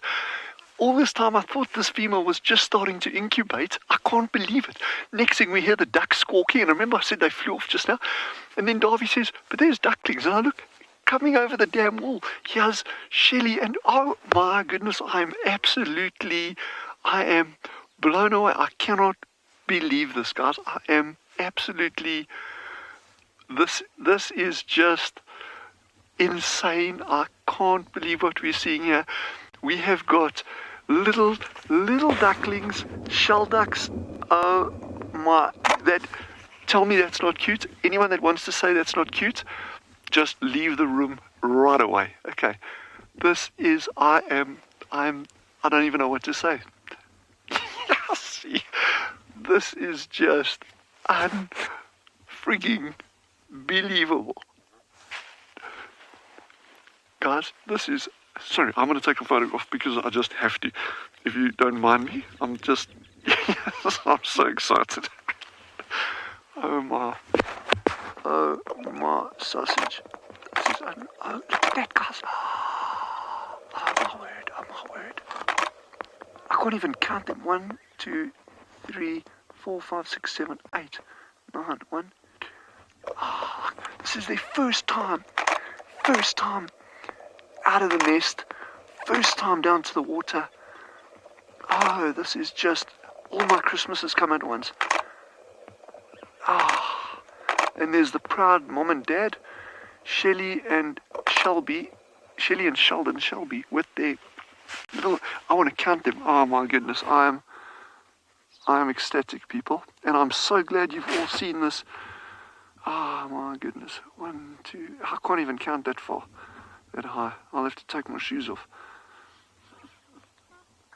GCM. Yes, see. This is just like... I could not be happier. And I'm so glad you got to share this with us.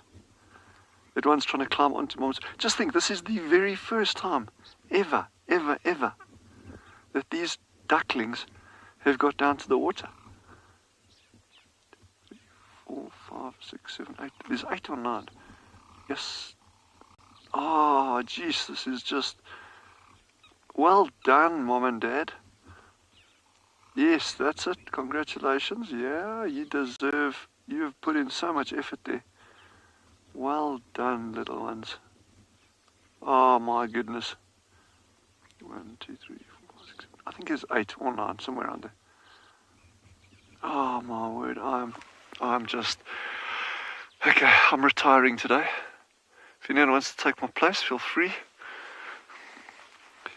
Yowzers. This is just,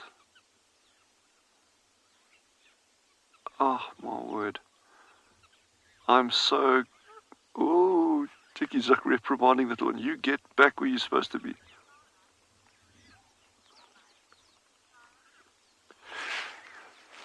Karma says? Sarah says it's the new school bus. Sarah says it's the new school bus. That's beautiful. Oh my word, I'm so happy. 1, 2, 3, 4, 5, 6, 7, 8, 9. Yeah. Oh, there's 9. Yeah, see, I am just absolutely stunned, eh? Just they're keeping a close eye on them now, eh? This is just, oh my word, this is like, I could not, oh, wow. I'm so glad you all got to share this with us. I'm just so glad you got to see this with us, guys. This has just made my day.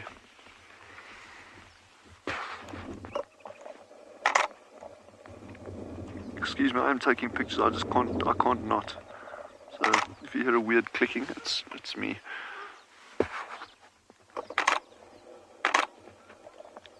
Yes, guys. This is probably my sighting of the year, I can tell you now. Probably of my sighting of probably 10 years, I don't know, 15 years. Oh my word. Oh, this, and they just brought them down to show us. Yes, see. Sorry, I'm like running out of things to say just because I'm so excited.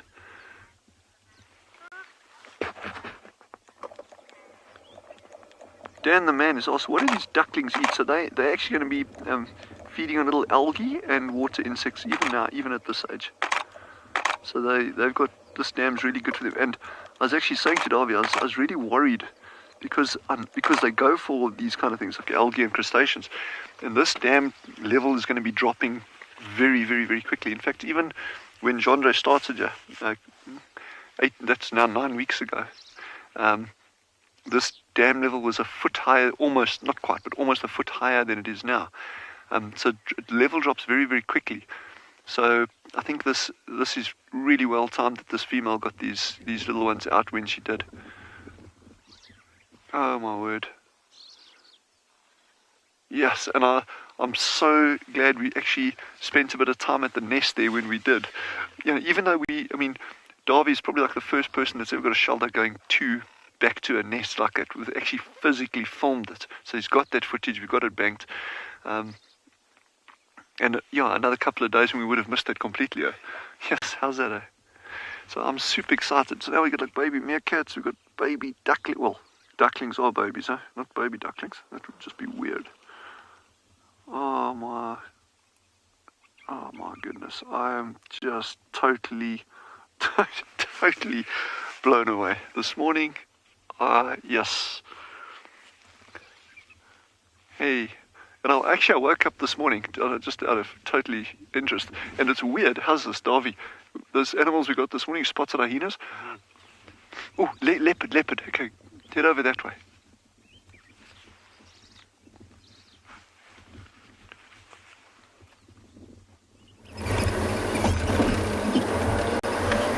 Thank you guys, we did manage to get this leopard. No matter it's not relaxing, but we're trying to follow her. It is Kalamba. But maybe she will stop a little bit, but no chance for us. Yeah, you can see well. Yes. So, no, but we managed to get her. We'll try to relocate her again. as she's mobiling very fast. I don't know what's wrong. You see what she's doing? That it's also helping for her to stop the smelling. That the other impalas or those other animals, they mustn't smell her. Because elephant dung have got a very, very big smelling. So especially if it's fresh, it's a rolling for himself to stop the smelling. That they can manage to hunt until get closer, not smelling her. Oh, that's nice. So in front there are some elephants as well. We will try to turn around. Maybe we can manage because we can't cross right over here. As she's walking through, maybe she can get a place where she can relax. Therefore, we can try to relocate her again. So we'll try to see her until where she's going to.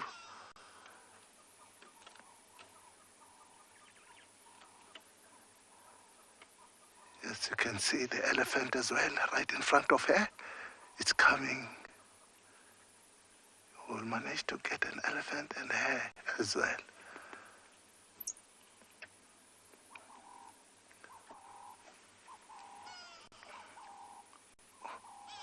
Listen to the sound of this bush of the birds.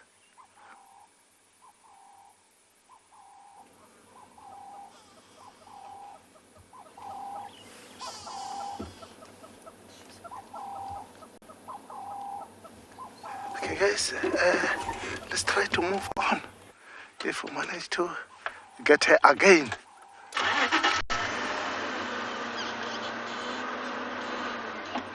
I think over there on that termite mound, she might relax. If it's not relaxing, we will see what to do.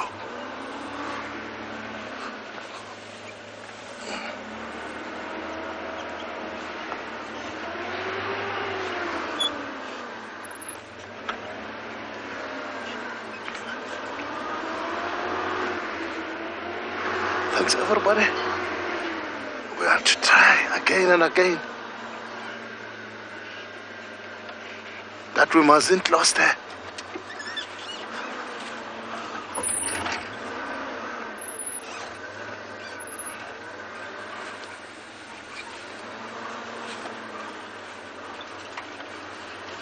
Quickly. Sorry. We are not trying. Yes, we will try to reposition and to go together with the elephant. Wild Earth relies on support from viewers like you to carry on broadcasting our daily live shows. A small donation goes a long way in helping us on our mission to connect the world with nature. Please visit our support page to see how you can help and become part of the Wild Earth family. Guys, we are absolutely, this is out of the world viewing of a shelduck, and I'm sorry if I'm going on about it, but this is like so incredible, and it is the most gorgeous sighting of ducklings. Oh my word. So what these little guys do when they're this age, if a predator comes along or there's any threat to them, they'll actually just dive underwater. That's how they hide. As they get older, they'll actually come out onto the bank. Look at this. Oh my goodness. This is cuteness in the extreme. This is like the definition of cute, ridiculously cute. Oh my goodness. Those little balls of fluff.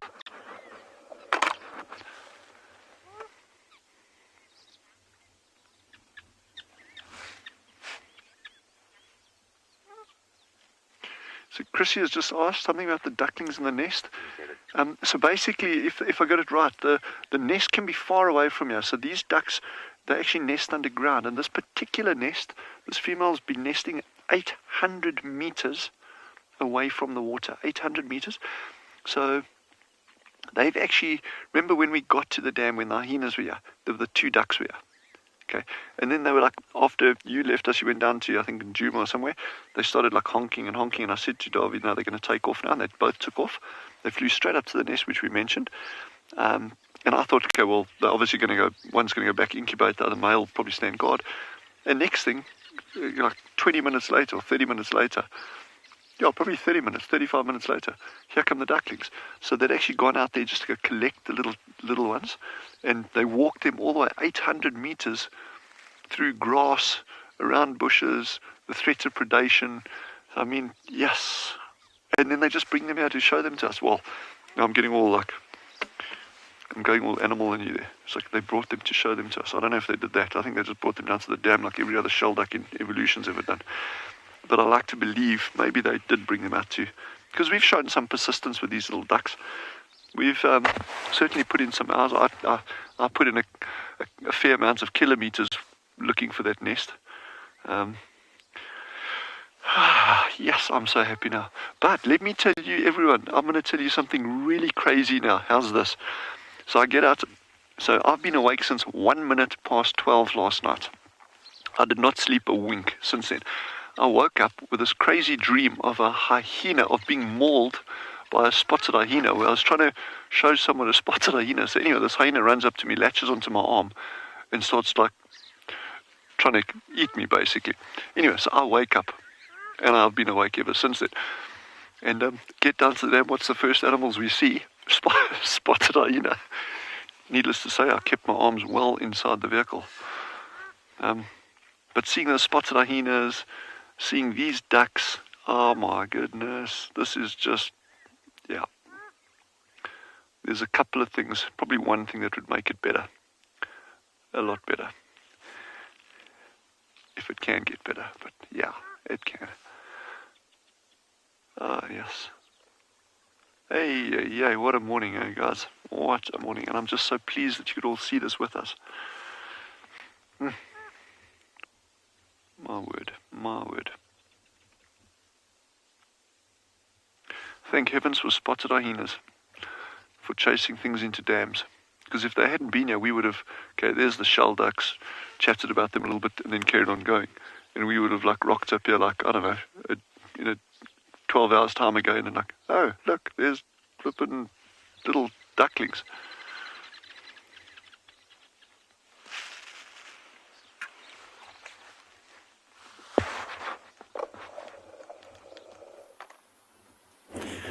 Wow, we've just left that lioness because she started lying down. We thought we'd see what else is going on, give her a bit of a break, and we found these two giraffes. There's a female in front and a male behind, and he's very interested in mating. He actually tried a little bit of a mount when we first arrived, but the female definitely looks interested because she's not moving away from him. And he's right behind her, is busy sort of sniffing at her, nibbling at the back of her neck. But let's just see if he tries to mount, because she keeps pushing back into him. So I think she's ready to mate. It's just about whether he has what it takes. It's not easy for giraffes to mate. Very, very tall animals, very awkward body shape. You'll have to lift his front legs up and it'll be a quick thing if it does happen. Very interesting. I've never seen giraffes mating before, so this will be a first for me if we actually see it. I don't know about you, if you've ever seen giraffes mating before. So you can see he's ready. He's ready. He's presenting. Oh, there he goes. Oh! Aiming needs a bit of work, but technique seemed okay. She's willing to give him another try. She's very patient. See, she's even moving back into him. She definitely wants to mate. I mean, it's an instinct thing, right? They'll know when they want to mate. So this is amazing. I've never seen this before. This is a first for me.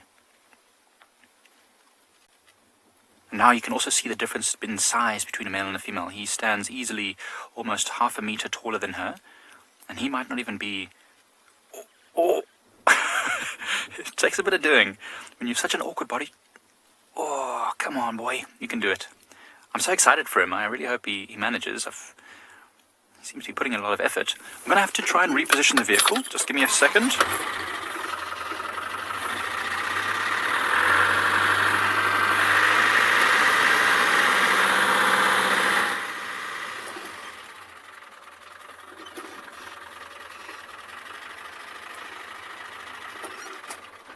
About as good as I'm going to get, unfortunately.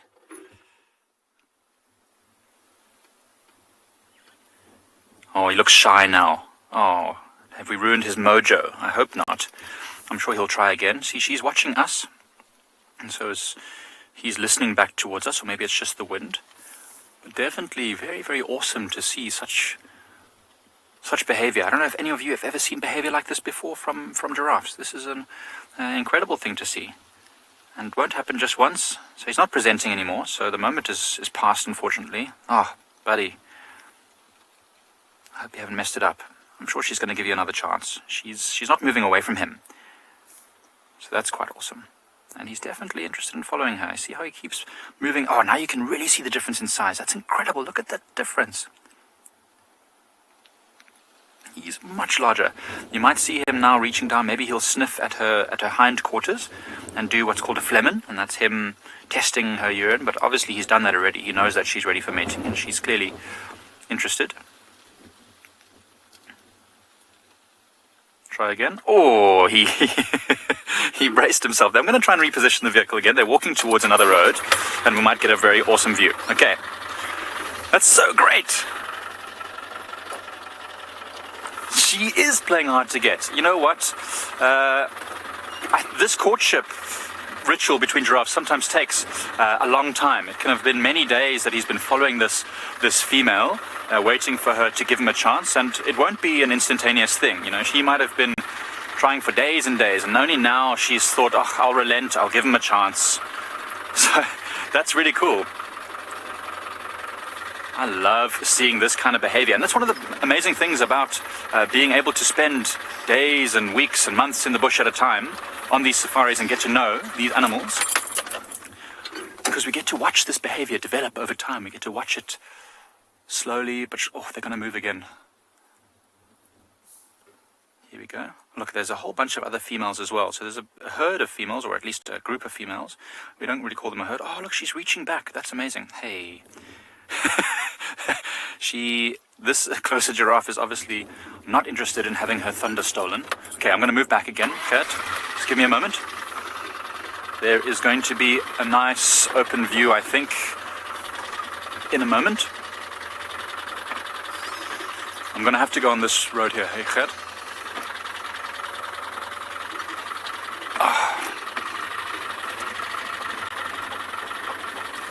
Oh, this is so cool.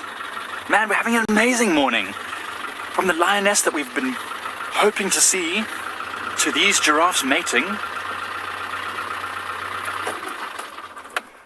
What a fantastic morning.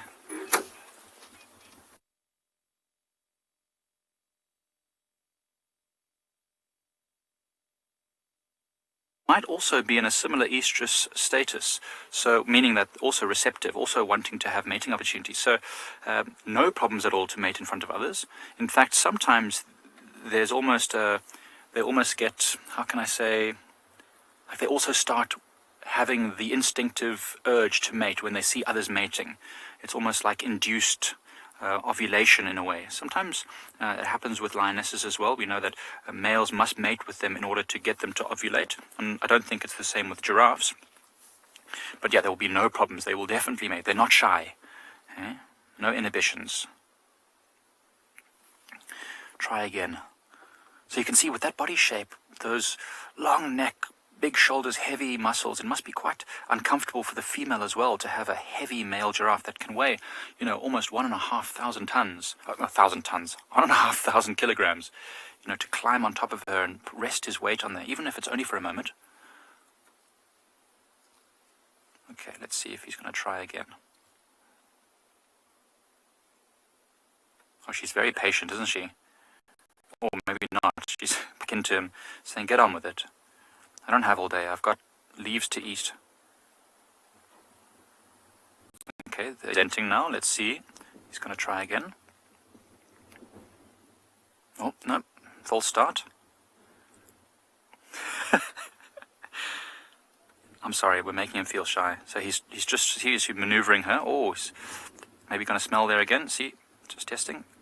Good angle.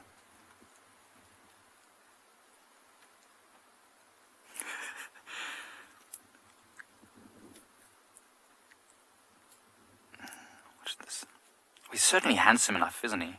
No wonder she's chosen him. He's a strong, sturdy-looking male. And we've seen 3 or 4 big males in the area over the last few days. So if he's mating with this female, it means that he has won the right to do so. He has fought with the other giraffes using those blunt horns or ossicones on top of his head, and he's managed to this female. And it's tough. Some of these competitions can last hours. They whack each other with these heads and long necks, do a lot of damage. And he's obviously managed to survive. He ran the gauntlet. Oh, little false start again. Come on there, old buddy. You can do it. Amazing that they're not bothered by us either. You know, we're moving around, repositioning ourselves, and they are very focused on the task.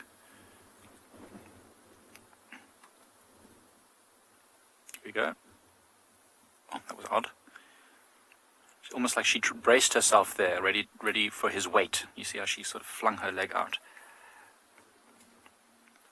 I'm interpreting what I'm seeing. I've actually never seen this before, so I don't really know what these little movements that they're doing are. I mean, I can only assume that, you know, when she moves back into him, that she's basically giving him an extra opportunity, and he's just maneuvering her by pushing her with his flanks. Elizabeth, giraffes have a very long gestation period.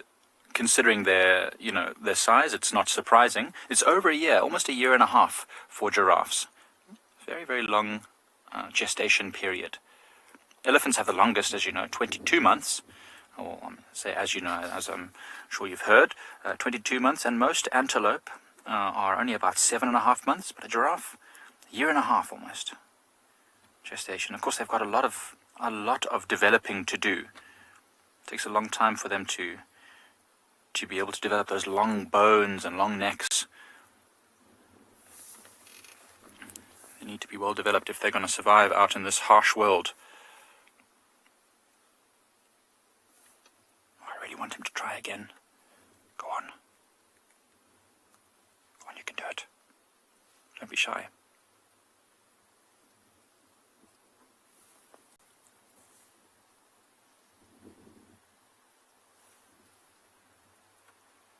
No, they seem to be shy now.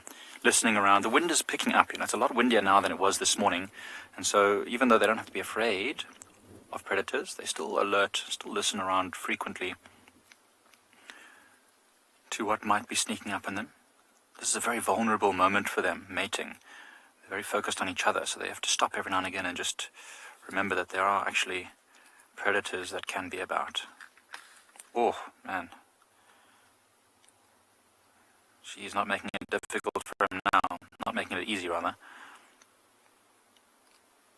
Maybe she is getting a bit impatient.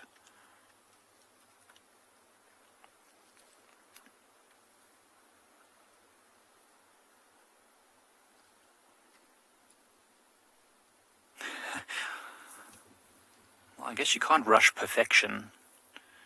So if he wants to get it right, he's taking his time about it.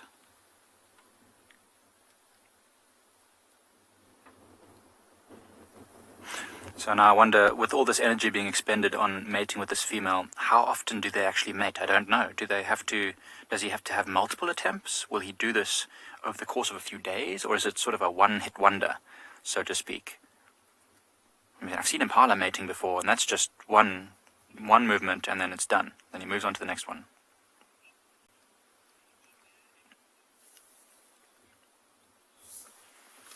It's a good question. Whether we can follow up on this giraffe over the next year and a half to see if she does give birth and follow the youngster. I mean, definitely we could. We just need to look closely at this female and see if she has any distinctive features. They're not territorial, but they do have a home range, which means that there is a certain area that they won't leave. So with the water here, plenty of food, I don't think these giraffes will wander far from the area of pride lands. So it's very likely that if the mating is almost if the mating is successful, that we will definitely be able to see the youngster grow up over time. So yeah, we'll definitely keep an eye on. We'll watch this one's career with great interest. Just trying to look now closer with my binoculars to see if there are any distinctive features. They're behind some bushes now, so it's not so easy to tell. But the males are usually easier to distinguish because there's not as many of them, first of all, and their horns get damaged in interesting ways because of all the fighting. This one's got one left ossicone longer than the right ossicone. Oh, look what she's doing. She's reaching up with her head and neck, her full height, maybe showing off her slender neck. I wonder if males are also selective about the females that they choose. I certainly know that the females will be quite selective. I seem to have cut myself. I don't know how. My finger is bleeding. Perhaps in the excitement over this giraffe finding a mating opportunity. That's what that sound was. I was just making sure that I don't drip on myself, the blood. Come on, try again. You can do this.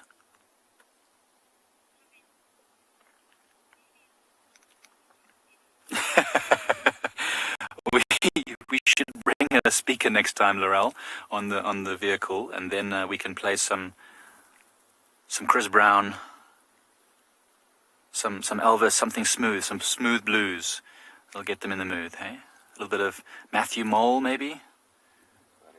Barry White. Ooh, Barry White. That's the classic Lerv music. I mean, the mood is there, certainly, as you can see. It's the it's the technique which is lacking. So he's a very big giraffe, but maybe, who knows? Maybe this is his first mating opportunity. I don't know. He seems quite large, but who knows? Vic, that's a great question. Whether this giraffe will have any idea that the calf that's born to this female is his. I'm sure that these animals can pick up so much information from scent that there might be some way of it knowing, but male giraffes have no parental care. It will not look after the young one in any way at all. Oh, he's right behind the tree now. Oh, yes, I'm glad they're moving. I want to be able to see the whole thing happen. So there's no parental care, so he probably wouldn't care if it was his, to be honest, whether he would know or not. And he might not be the only giraffe to mate with this female over the course of the next few months. So it would be quite difficult. In fact, she would probably be wanting to mate with as many males as possible in order to get the best chance of the strongest genes fertilizing her eggs and producing the most powerful and healthy offspring. So Vic, it's a good question. I don't know.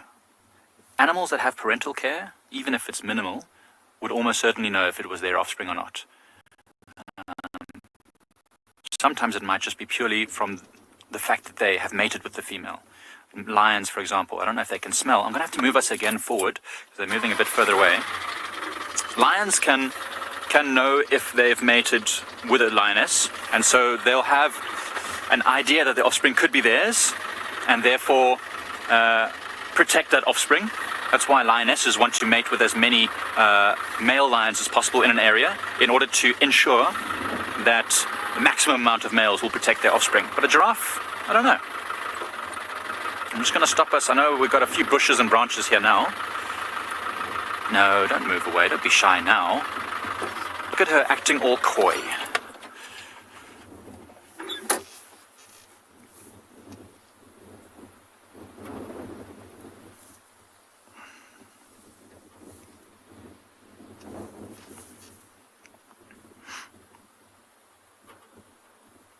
It's so funny, all the other giraffes around here just going about their lives, feeding on the trees and branches, just doing their thing. Okay, I've got a good feeling about this one. He's going to go for it. Oh no, he almost... It's like a false start again. Oh, shame. Old chap, I don't know. I don't know if you're ready for this. Maybe there's this other giraffe that we've been seeing over the last few weeks, the very dark one that I'm sure you've all seen. I just call him tall, dark, and handsome. I don't know if the viewers have come up with an... Oh! I'm making all these sounds. I'm so excited for him. I'm so excited.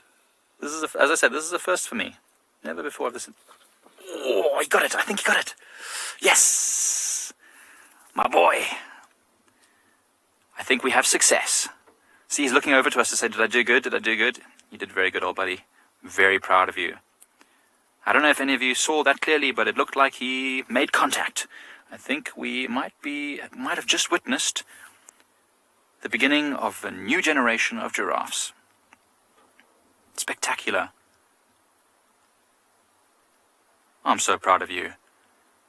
If your offspring can be half as handsome as you are, I'll be very happy. I'm sure you will as well. That was amazing, everyone. That was incredible. I've never seen that before. Gert, seen that before? First time for you as well. That's great. So see, 10 years of guiding, and the first time to see a giraffe mating. Wow. Every day is a learning experience.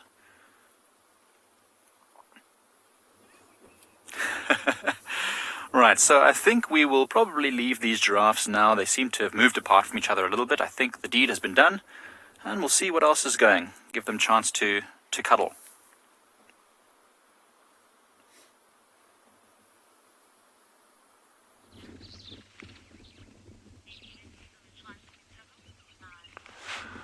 Hey guys, I've been blown away this morning.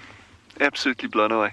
And listening to the incredible sightings that the others are having with those giraffe and that, and oh man, what an incredible morning. It's just things like every day's worth it, but then you get days like this that just make it like uber extra ultra, like a big extra dollop of chocolate sauce worth it kind of thing, like dark chocolate sauce on vanilla ice cream worth it. That's what this is. Yeah, so it's going to be so interesting now following these ducks, well, not like physically following them, but following what happens to them over the coming weeks, eh?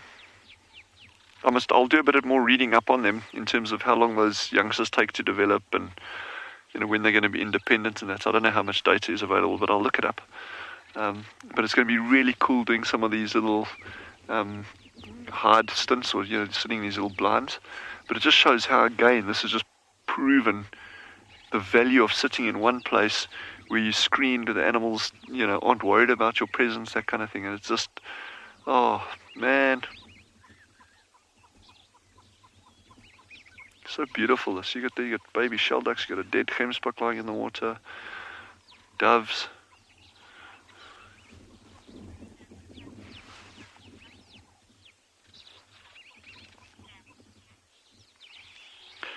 Daffy Cathy has just asked, how many of these ducklings will reach adulthood? That is the $1 million question.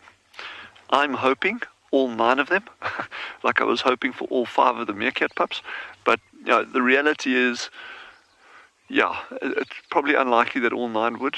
We often say, you can probably work on a 50% mortality rate, out of the starting blocks. And even, Darwin and I were chatting about it just now. It's like, these little guys have walked 800 meters, and it was quick. I mean, they did not waste time. The time that they took off here, the 2 parents to go back to the nest and bring the ducklings down, I don't know, and we can check the timestamps on the footage that we got, but it was probably 30, 35 minutes, I don't know, somewhere around there. So they did not waste time getting down. But where I'm going with this is, we don't even know if it was only 9 chicks to begin with. Maybe she laid 15 eggs. I don't know. Maybe it was 10 eggs. Maybe 1 or 2 didn't hatch. Maybe they did, but something happened to the chicks. We don't know what happened between here and the dam. Although the speed that they got down here, I doubt whether anything did go wrong. And we also would have heard a huge amount of honking and ducks going crazy, but we didn't. So yeah. But anyway, let's see, and we hold thumbs. These are extremely diligent parents, like most parents are. I say that very loosely, of course. But let's see how it goes. This is homeschooling at its best, folks. Look carefully. That's how you do it.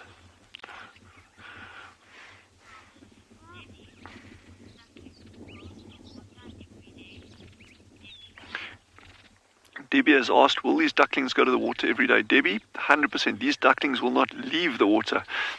In fact, their survival is inextricably, I got the word right for a change, linked to staying at this pool of water over here. They have to. If predators come along, whether it's an aerial predator or something else, they'll actually just the chicks will actually dive down under the water.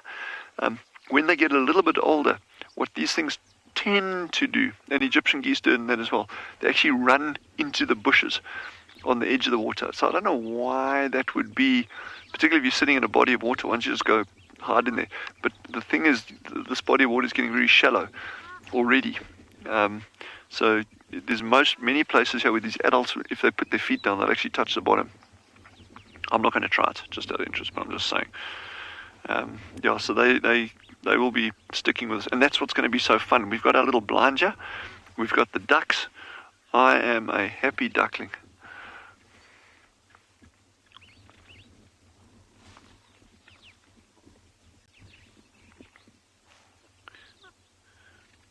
Oh man, oh man, oh man. Yes, I could not have hoped for a better outcome here. And I was genuinely thinking we were probably in for like another 2 weeks. If someone had asked me this morning when I got up, like, so when do you think these ducks were out? I would have said, probably 2 weeks. We can kind of like, then we would have been close to it. And here, just like, poof, out of the blue.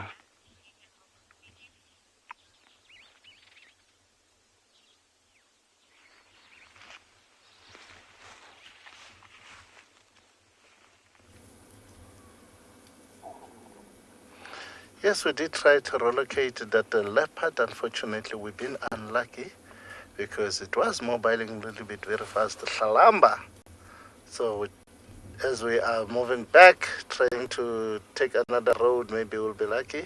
So we've been lucky to find the elephant around over that side, which makes them make her to not relaxing. So now we are together with the zebras and the impalas, as well as some wild beasts, as they are teammates. So they are all together right over here in front of us, as is where the wild beast it is, and the impalas on the shore. So this teamwork, it's helped each other. Zebras are very good on eyesighting, and wild beasts are very, very, very poor on eyesighting. And the impala are very good on speed running. So as the team weight, it is lots of ice right over here. It's not easy that the predator can manage to win, as they see all direction at the same time. So if the predator have to come over here, you have to wait until those animals comes to them, therefore you can win. But besides that, by trying to move on, you won't win because all directions are covered by ice. So the wild beast people, they said it's stupid because it's very, very good on smelling. He's the one who first smell if the wind is favorable for them and identify, guys, there is something right over here. Let's look around. Therefore, all of them look around, whatever as it is, looking at the direction. Okay, let's have a little bit. Listen.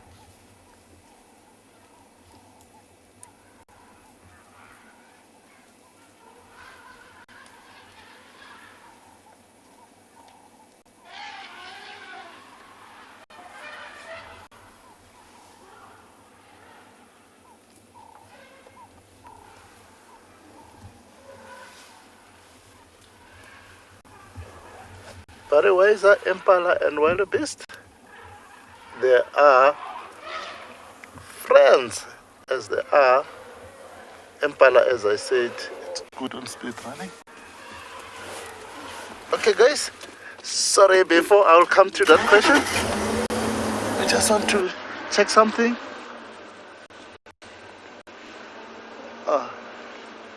It is elephants as well.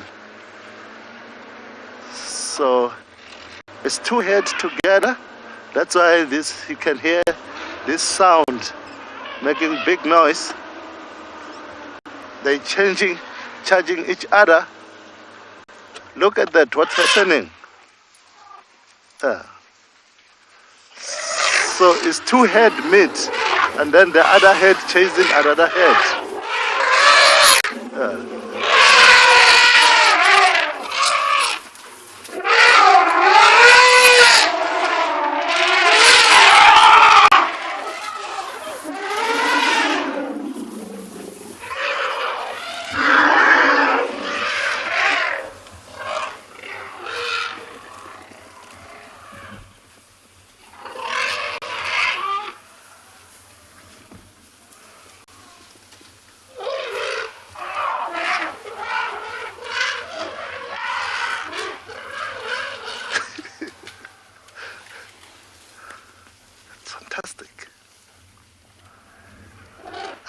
What was the question she was asking?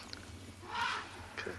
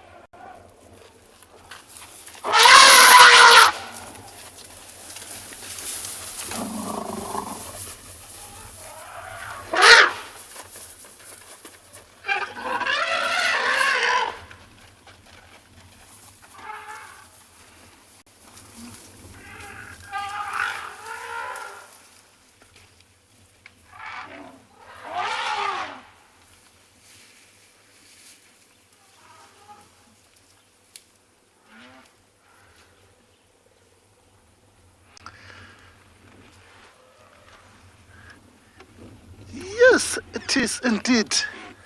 That was something which is normally do happen like this, but not quite often. Only if the herd have got sort of like babies. So if they meet as the animals, they don't know each other by eyes. They know themselves by smelling. So they're trying to pick up because they think maybe the other herd can steal their kids. So they need to be separated, to call their kids in order to be separated as well. That's why they're making like this, to call their kids and those other ones calling their kids, to sort of like movement around without any disturbance. It's happening most of the time. So sometimes we believe that sometimes they do like this if they have got some, as they have got some babies, a breeding head. If there is a cow will stay right over here for a while.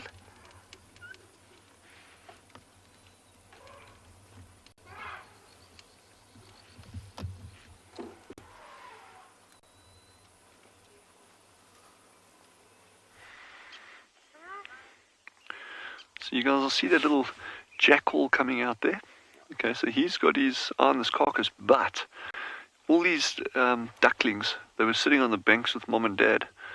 And the moment that jackal started approaching, he actually approached from about 50 yards out over the dam wall. The moment they saw him, that male started going, giving his alarm call. And then, and as the jackals approached, the jackal's very aware of these ducklings now. He's like, one of those would go down like a Peking duck. And but the moment he started coming closer to them, they just moved the little ducklings off the bank, straight into the water. And remember, we were saying that's going to be the defense strategy for the first couple of weeks at least. Anyway, they'll just dive underwater if there's any immediate threat. But there's not many things that would chase them through the water to get to them. That would be a sheesh. I can't think of anything offhand that would go deep into the water to try to catch these things. If they're on the bank, absolutely. Then they're going to get snaffled potentially. But yes, I am still stunned by what we've seen this morning. Happy days, I tell you. And definitely 9. I didn't have to take my shoes off just out of interest to count that high.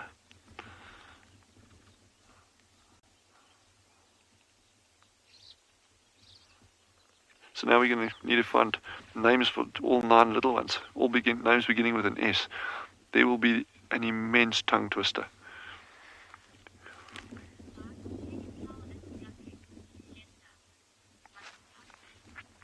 Butterflies asked, can I tell a duckling's gender? There is no ways that I could do it. I'm sure if you had to have them at a vet, they could probably do some examination that would tell you if it's a male or female. But yes, even at this age, I even doubt that. But I'm not a duck expert. But what I am is I'm very happy. Just lovely to see them playing around now. And ducks, this is all new to them. This is brand new to them. So what we're going to try to do, just out of absolute fun later, we've got a time stamp on when they walked over the dam wall, when we saw them first. and we got the timestamp of when the two parents left the dam to go fetch the chicks. And we know, because we've GPSed the burrow, we know the burrow is exactly 800 meters away from the dam. So we'll actually be able to work out quite easily the how long it took them to get down from the burrow to the dam. And remember, they wouldn't have messed around because it's a wild world out here. And ooh, baby, baby, it's a wild world. No, but it is a wild world out here, and there's lots of things that'll eat ducklings.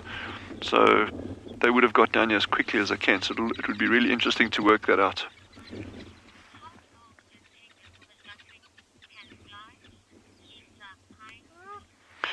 Lisa Pine has just asked, how long will it take for those ducklings to be able to fly? Okay, I'd have to check that up for you, but I reckon probably in about 2 months, 8 weeks. But I'd like I say, I mean, I stand to correction on that, and I'll have to actually have a look at that for you.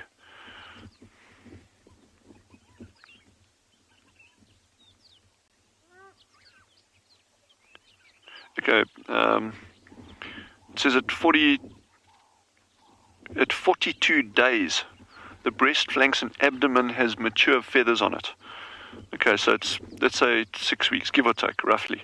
Yeah, so it's probably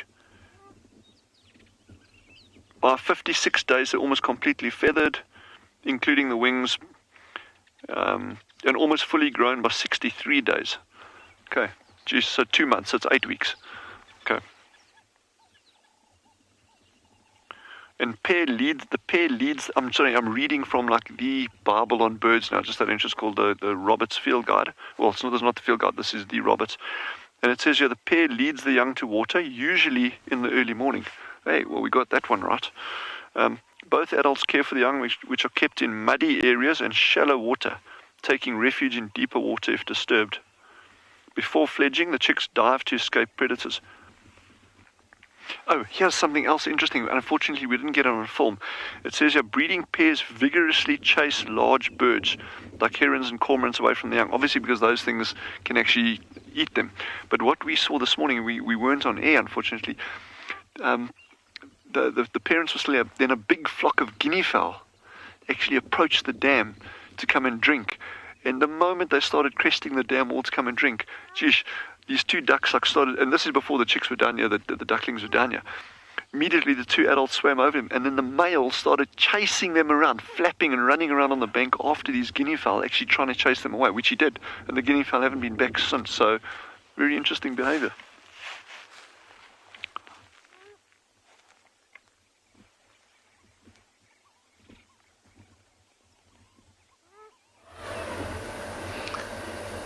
We had this head of elephant as well, right over here, which is also another head.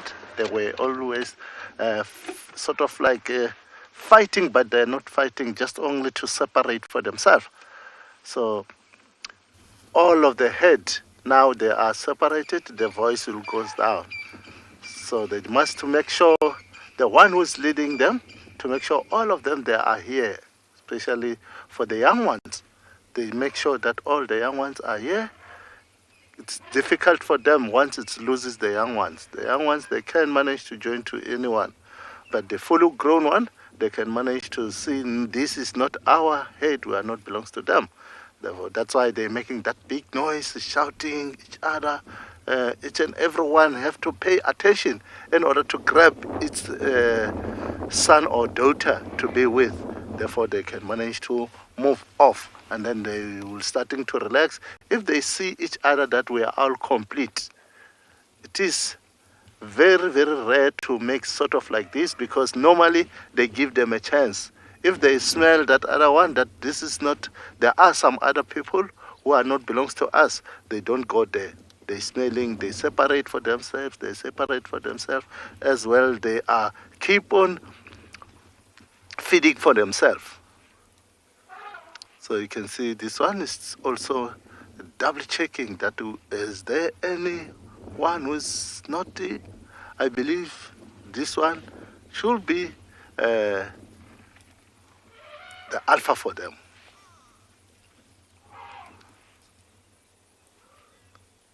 You can hear the little bit sound far.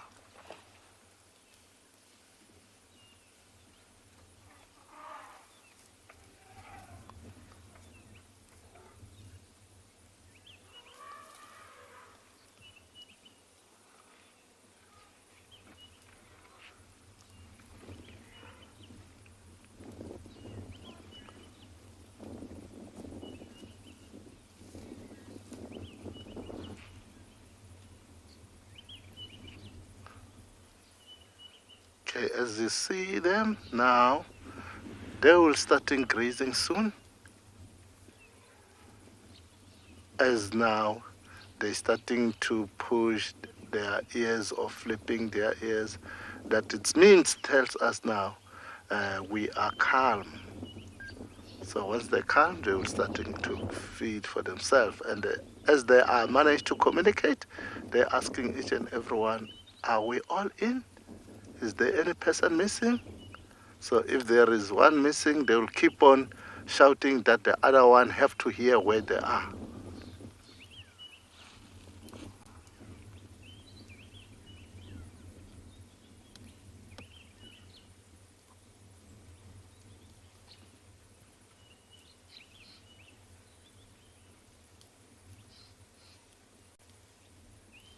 As I said earlier on, elephant led by the female one. She will tell them now we can start feeding ourselves or not, or we can go to another direction, because right over here it's still difficult for them to take the way. The wind is blowing a little bit, and whatever way they are, there is also another herd just run off on that area. So they're trying to check which way could we go. So they need to listen to her. She will tell them by sound of brrrr, and one sort of like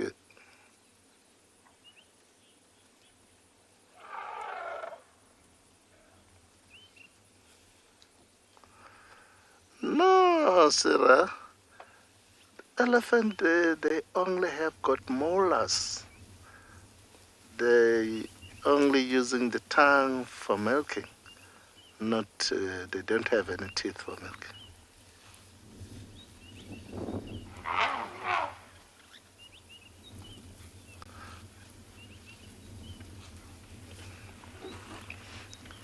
So now they are moving.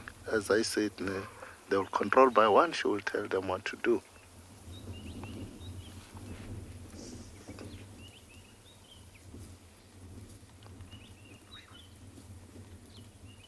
Look, by stretching the ears, it tells us there is something is not happy.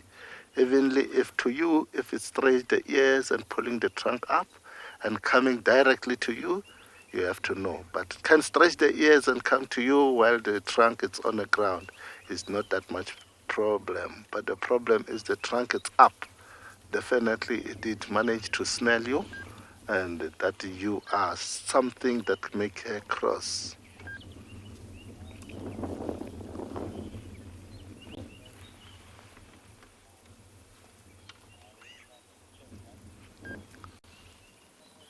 So very close to those elephants, we also have got some, go to wild beast. We also have got some wildebeest. You can see those wildebeest, they're also wandering.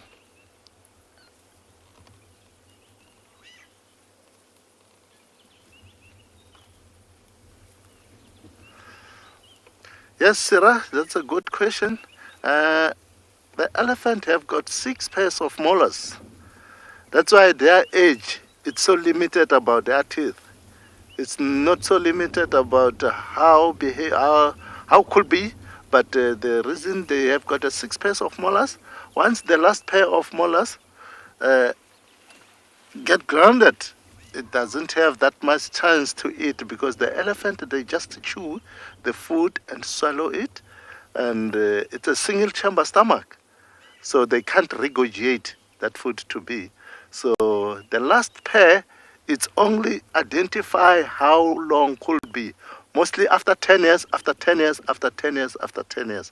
So on the last 61, it might be happen that got the opportunity to live up to 70, but mostly once it's getting to above 65 to 70 is the time when it's starting to lose the weight, because doesn't have that much chance to grazing.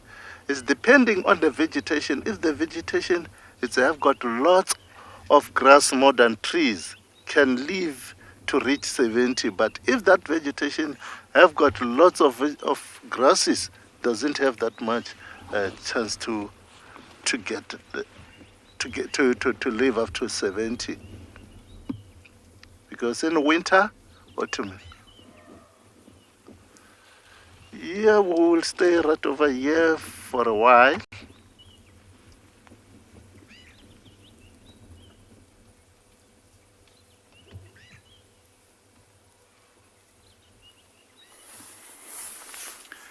Now we've just managed to find this leopard up a tree with this carcass, and this carcass is hanging precariously. It's literally hooked on by the horns and attached by a little piece of skin.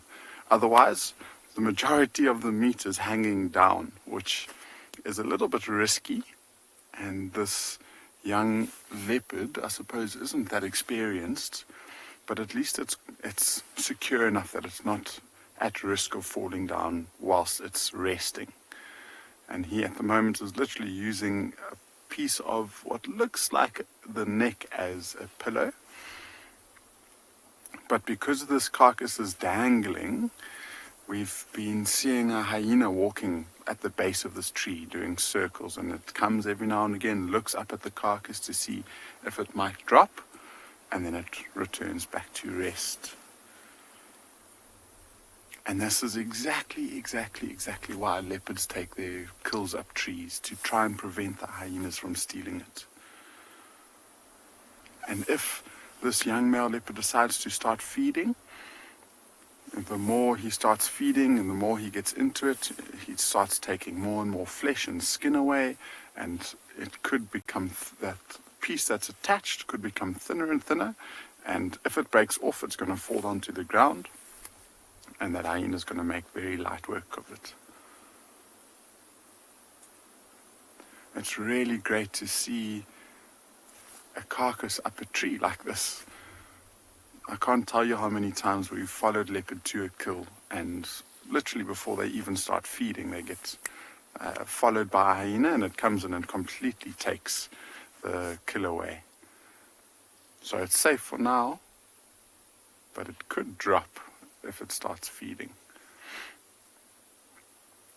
And the nice thing about it is these leopards now get the chance to feed, and they can take their time, and so he's not too concerned about needing to eat as quickly as he possibly can.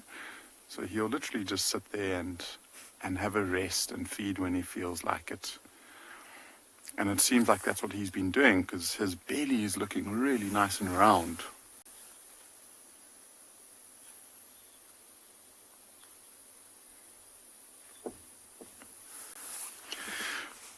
Moonbeam, leopard's tongues and lion's tongues are very, very rough, and it's for exactly that, to scrape meat off of the bones. So it helps get as much meat off of the bones as possible, but then it also helps when they're cleaning themselves to get rid of ticks and parasites. And I mean, if the example that I always use, if you've been licked by a domestic cat, you get that very sandpapery feel when it licks you. Imagine that just with a bigger animal. And those, if you zoom into a leopard's tongue, if you've got a good photo of it and you zoom right in, you can actually see these tiny little, almost like tooth-like structures on the very edge of the tongue. And that's what they use to clean the bones from the meat. He's now looking very, very comfortable using his impala as a pillow. And so he does have his mother and sister somewhere around here.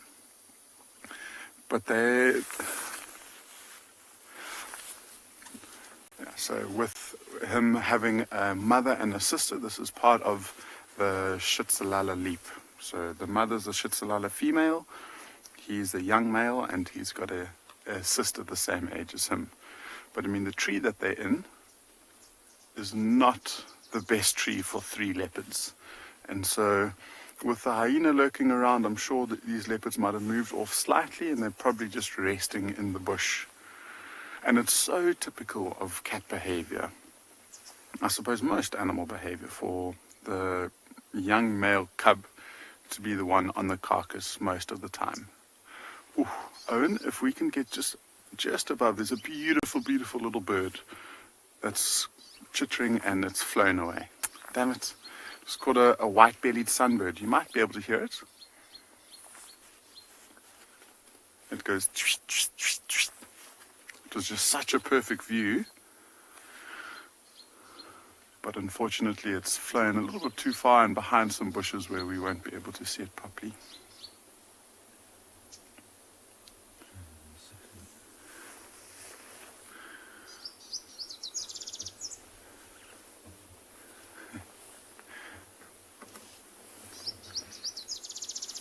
So I'm sure the female and the young sister are somewhere around here.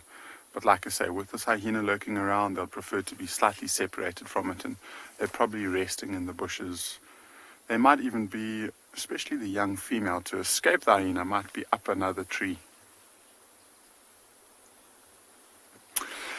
Sophie, leopards definitely don't have a favorite type of meat. What you tend to find is leopards in an area will go after a specific animal species because it's the most abundant. And so in this area specifically, we tend to see leopards with impalas because impalas tend to be the most abundant prey species, or the most abundant animal that or the antelope species that you find the most. And so it's a lot easier for leopards to find impalas when they're going off to hunt. But leopards can go after anything. They can fish, they can eat frogs, they can eat carrion.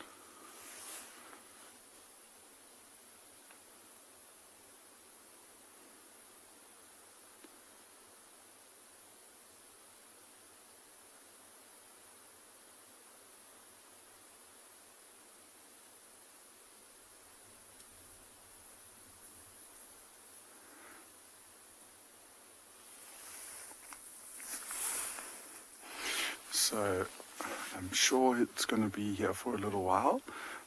Owen and I think, are going to be sticking around to see if that either the hyena or the mother or the sister returns for a little feast.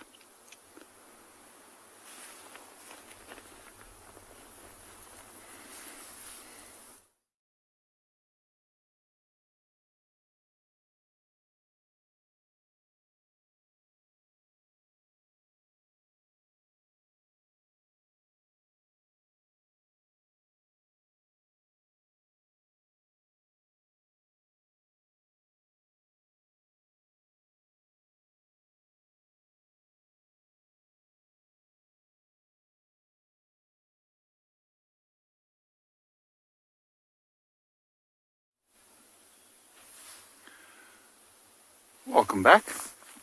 Not too much has changed in the last 5 seconds. He is picking up his head and looking around. So Owen and I both were just trying to follow his gaze to see what he was looking at. And I'd love to know what he's seeing from up there. He's got such a nice vantage point. And he almost fell down. So let's see. As he stepped on a dead branch, and that fell onto the ground. Which might mean that the hyena thinks oh, look at him. He's trying to get it into a better position.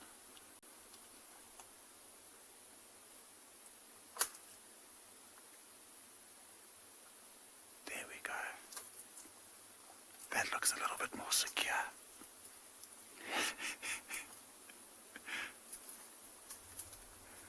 He's trying really hard, and lo and behold, here comes the hyena.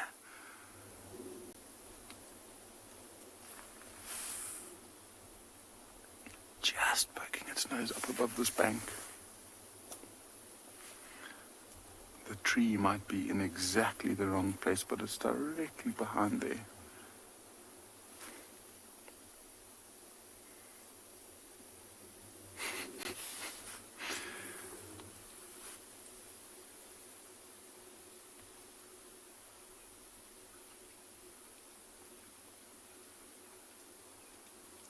So that looks like it's a little bit more secure than dangling by a thread.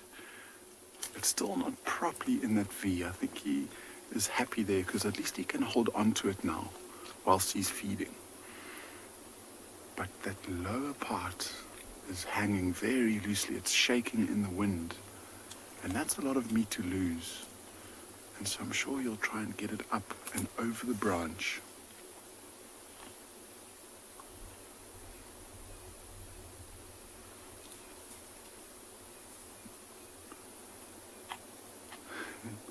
So this hyena's coming a little bit closer, but it's looking rather wary. And I don't think it wants to be focused too much on what's going on down on the ground in case the mother comes to try and chase it off.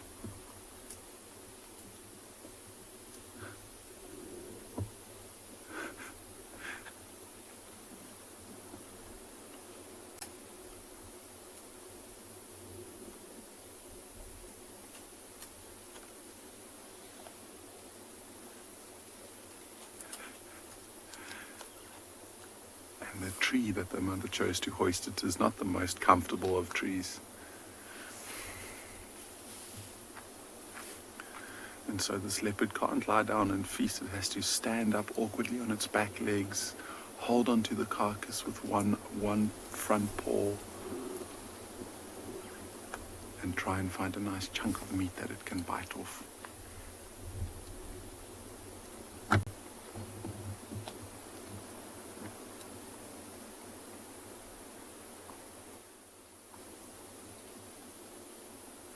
I find it incredible that the hyena's got enough patience just to sit and wait for little scraps. And they've both got this relationship, I suppose, that this hyena's happy to wait and this leopard's happy to be in the tree. And they're not really affecting one another too much.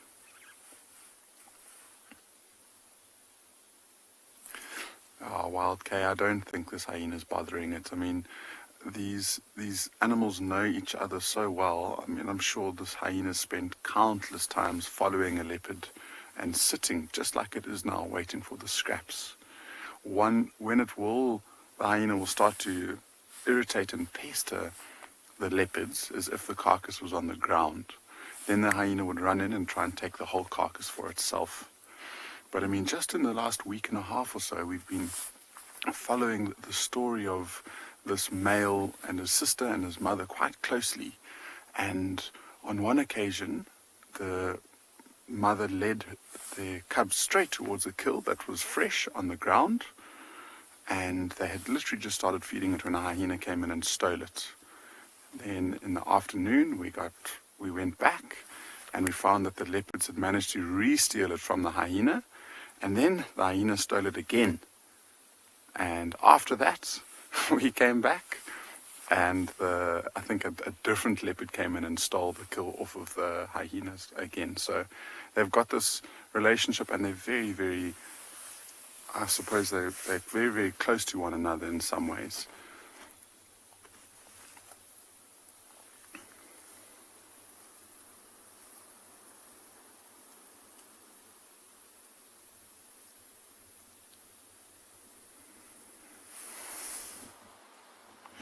So as you can see, we've found a herd of bull elephants, a group of bulls.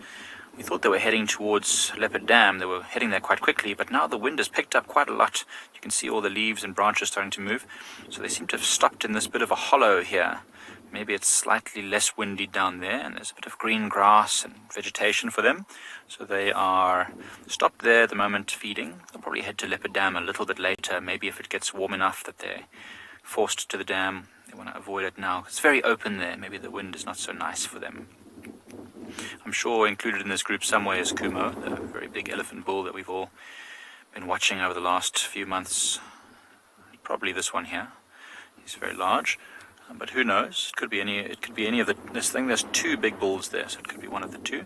We can't see his trunk easily, so we were not able to be 100% certain. But it's just nice to see these elephant bulls close to the dam. We've had such a wonderful morning on Pride Lands, with the start and a great sunrise. Then we found that lioness. The impalas have been very, very open all around the water holes and around the camp. Then we found the giraffes mating, which was spectacular. And now this beautiful, relaxed herd of elephants. It's one of those days in the bush where everything just seems to come together. You know, I was just saying to Gert when I woke up this morning, it's going to be a good day. Shelley is asking, what's the average size of an elephant? You know, it all depends on whether it's a male or a female. A male elephant's average size... Oh, elephant herd. Oh, not just a single elephant, an elephant herd. Okay, well, an average size of an elephant herd, I suppose, is probably going to be anywhere between 10 and 20 individuals. That'll include females that are related and their offspring and some young males. So let's say if there were about 5 adult females, each of them, if they were old enough, probably would have at least 1 or maybe 2 offspring with them. So that adds another 10, so that would be about 15. And then there might be some older males that are about to be kicked out the group, or maybe just following the herd, add 3 or 4 of those. So yeah, somewhere between 15 and 20. But of course it can fluctuate. In certain areas, maybe Botswana and Zimbabwe, where it's a bit drier, maybe close to rivers, you might find the herds much larger in size, relating several related family members who are leading their own smaller families all together. So sometimes you might see hundreds of elephants all together. But this group here is about 12 elephants. It's about normal.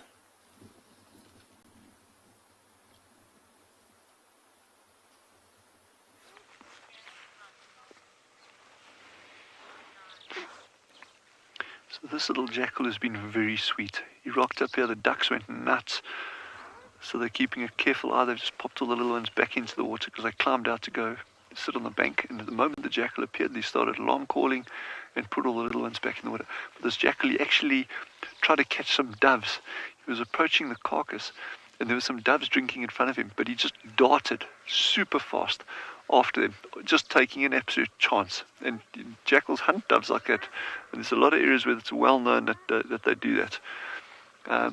But then he's actually been kind of just sticking his feet in the water there, like intent on getting to that carcass. So I think by this afternoon there might be some fun activity going on here. Yes, I've been so pleased with what we've seen today. It's just been it's been such a gem of a morning. Yeah, and I'm just like incredibly pleased that we're able to share this with you. And even those that couldn't see it live, you know, hopefully you'll be able to have a look at it a little bit later and just enjoy it and appreciate it, because it's been super, super cool. There's the little ones just on the edge of the water there. So when the group is out in the water, there's often 1 or 2 that keep swimming away from the others. Well, when I say away, they kind of go like 3-4 meters further than the others. And I was saying to Davy, I wonder if it's the same individuals every time. In other words, are there a couple amongst the lot that are a little bit more precocious than others? I would imagine so. You know, that these aren't robots, so each one will have its individual personality. So, or is it just totally different ones and it's completely random, you know, which one feels like swimming where? Yes, they're starting to play. Yes, they're going to be feeding on any of the algae in the water, and any little crustaceans, any little water insects, things like that. That's what they're going to be feeding on, these little ones.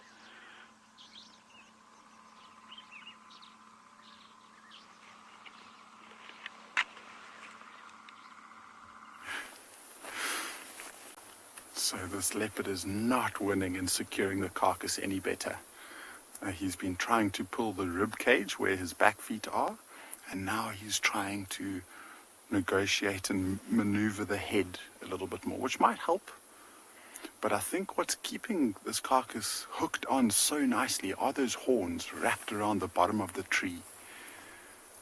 Oh, it looks like it was slipping.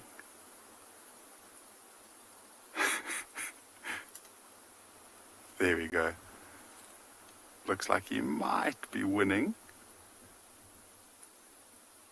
This tree definitely doesn't help though, because he's only got 1 or 2 very secure footings. The rest of the branches are too small to hold his weight, and so if he steps on them, they break.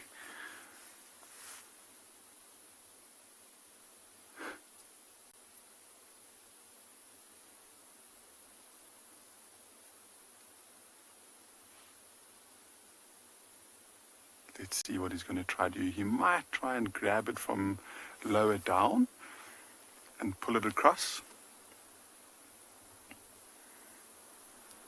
Because what he's done now is almost loosened it up a little bit. So those horns, I mean, if he leaves the carcass and it gets blown around in the wind, the horns might slip over the branch and then the carcass is down on the ground. And although the hyena's moved off, it's only moved off a few meters. It's about 10 meters away from the tree now. And it's watching. And I'm sure it's starting to drool. It must be feeling that its next meal's coming very, very soon.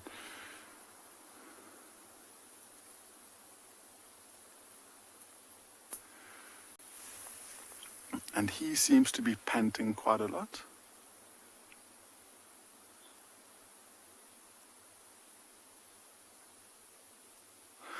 Lara Moore, I hope it doesn't fall off the tree, but I'm afraid you might be a little bit, or you might be right. It doesn't seem like this young leopard's got the skill to keep it up the tree. We'll just have to wait and see. And if he takes a breather now, hopefully that's a good sign, and it will be here this afternoon. But I think it's definitely worth us coming back here this afternoon to see what has happened.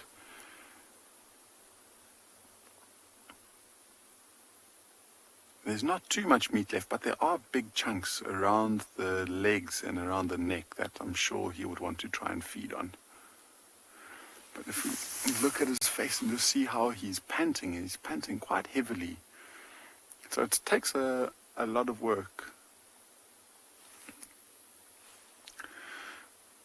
So he's just taking a breather for now, but let's hope that he decides to maneuver it in a place where it's a little bit more secure.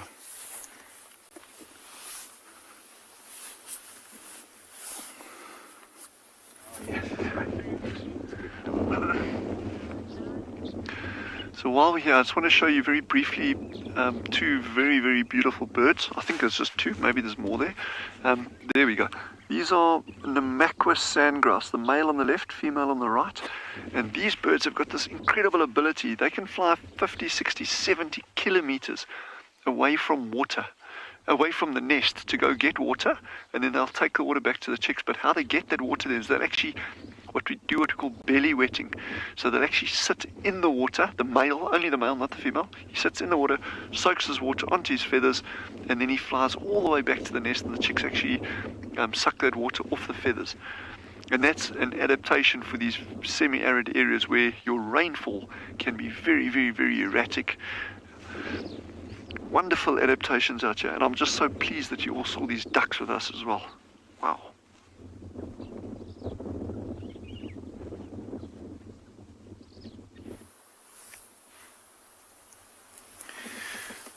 He's taken a breather and he's actually spending time cleaning himself now. And so I wonder if he's done feeding and he might just try and rest up. So he's spending a lot of time grooming around his face, and that's exactly where he was sort of sleeping on the carcass. So there must be a little bit of blood and a bit of meat that he can smell that he's trying to get rid of.